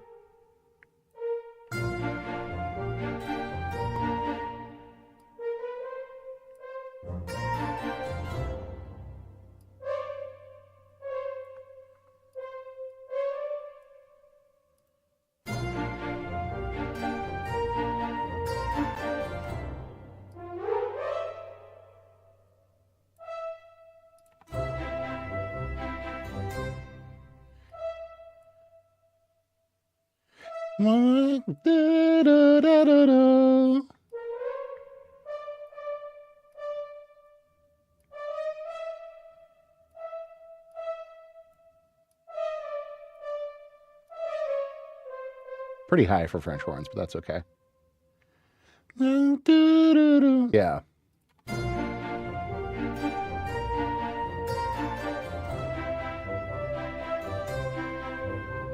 Just some nice counterpointy stuff. Okay.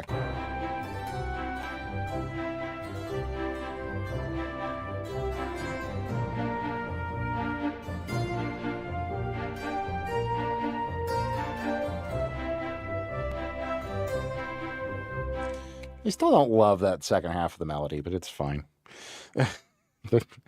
the you know, you always want to do good work, but the standards are a bit lax on this one, if I'm being honest.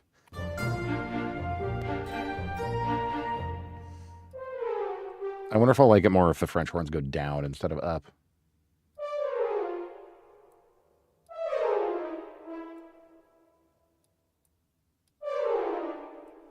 It keeps them in the same similar register.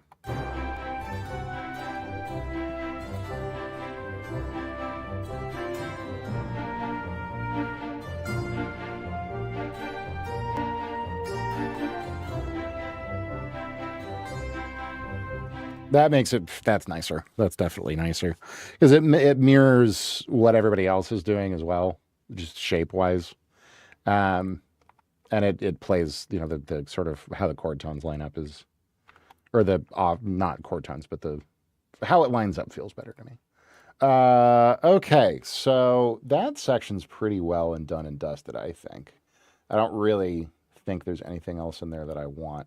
We're going to do percussion at the very end, because I'll probably want to actually play some snare over this. Maybe. I don't want it to sound too marchy or too military, though there might be a little bit of accents in there, and I just prefer to play it as opposed to programming it all out. So that's cool.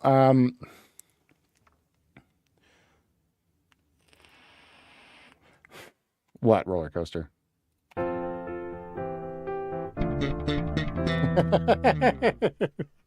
Bass solo. What over this? I mean, you know. Yes, you want me to solo over this on bass? Okay, why not? Everything needs bass. I mean, I'm not going to add bass to it, I don't think. But I can, I'll noodle on this for a second if you want me to, sure. I'm honestly, this is like not a bad stopping point for today. We've been going for 3.5, 4 hours now. To step away for a second and come back and finish it out tomorrow. Because a lot of today was writing it, obviously, and then the setup of it.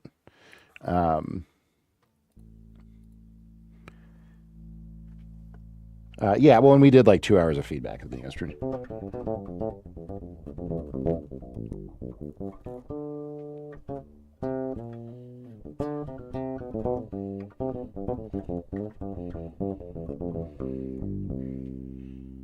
Sure. We'll whoop.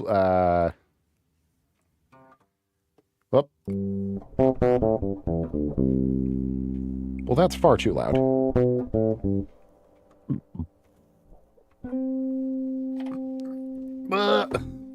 Gotta scoot so I can get all the way up there.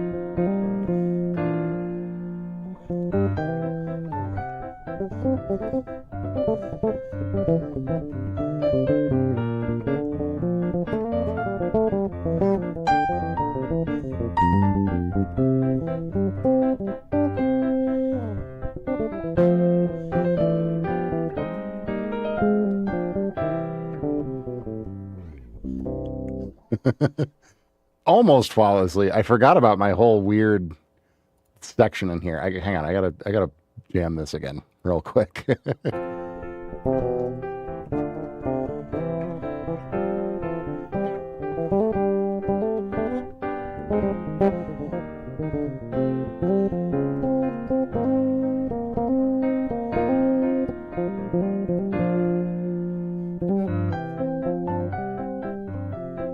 There we go. I got to catch all those changes, you know? Get up to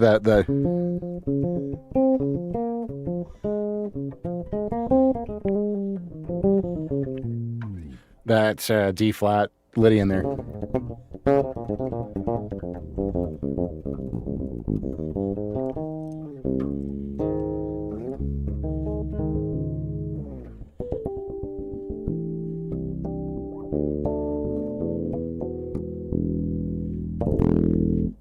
All right. Enough wankery. That was actually very fun. Thank you for requesting that.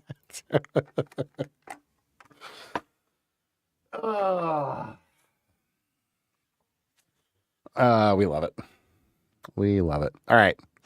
Okay. I think we're gonna go ahead and wind down here, guys, for today.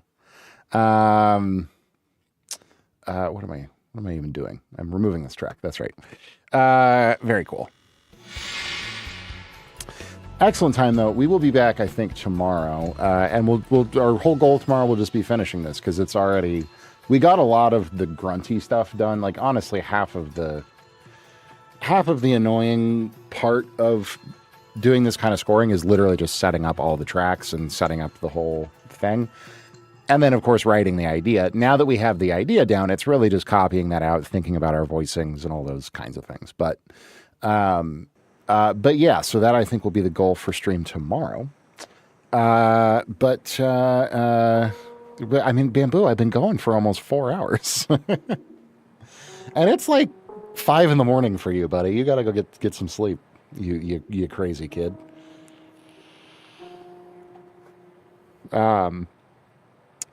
Yeah, we're just going to snooze ads because we don't.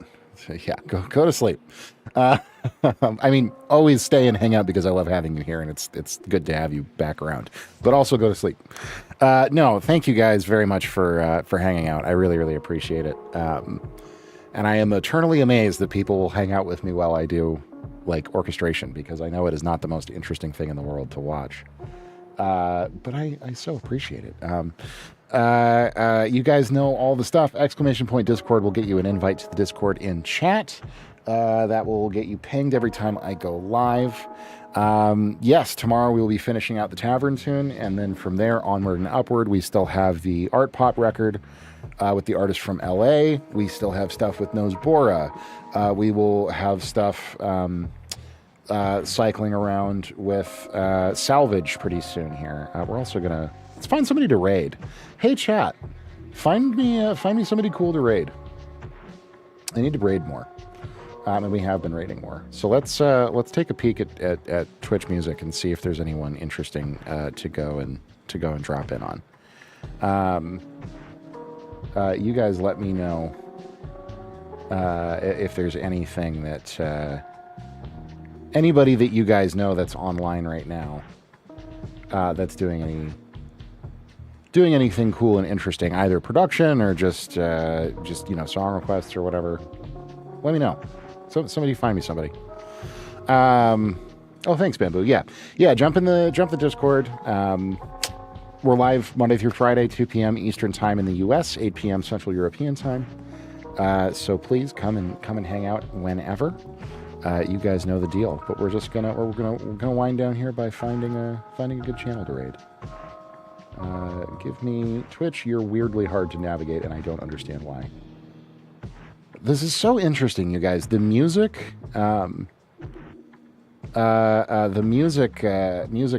side of Twitch has been growing. Like when I started streaming very, very first, originally like a year ago. Ooh, Chris Bedden. Who's this guy? He's making a metal track. When I very first started doing Twitch like a year ago, the music category would have like 4,000 or 5,000 people on it.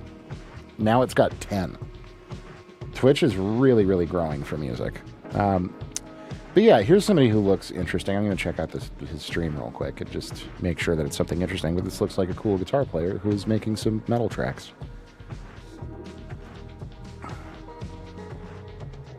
So let's see. Oh, and he works in Cubase. That's cool.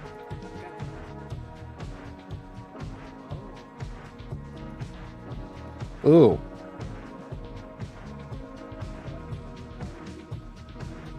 Oh yeah, for sure.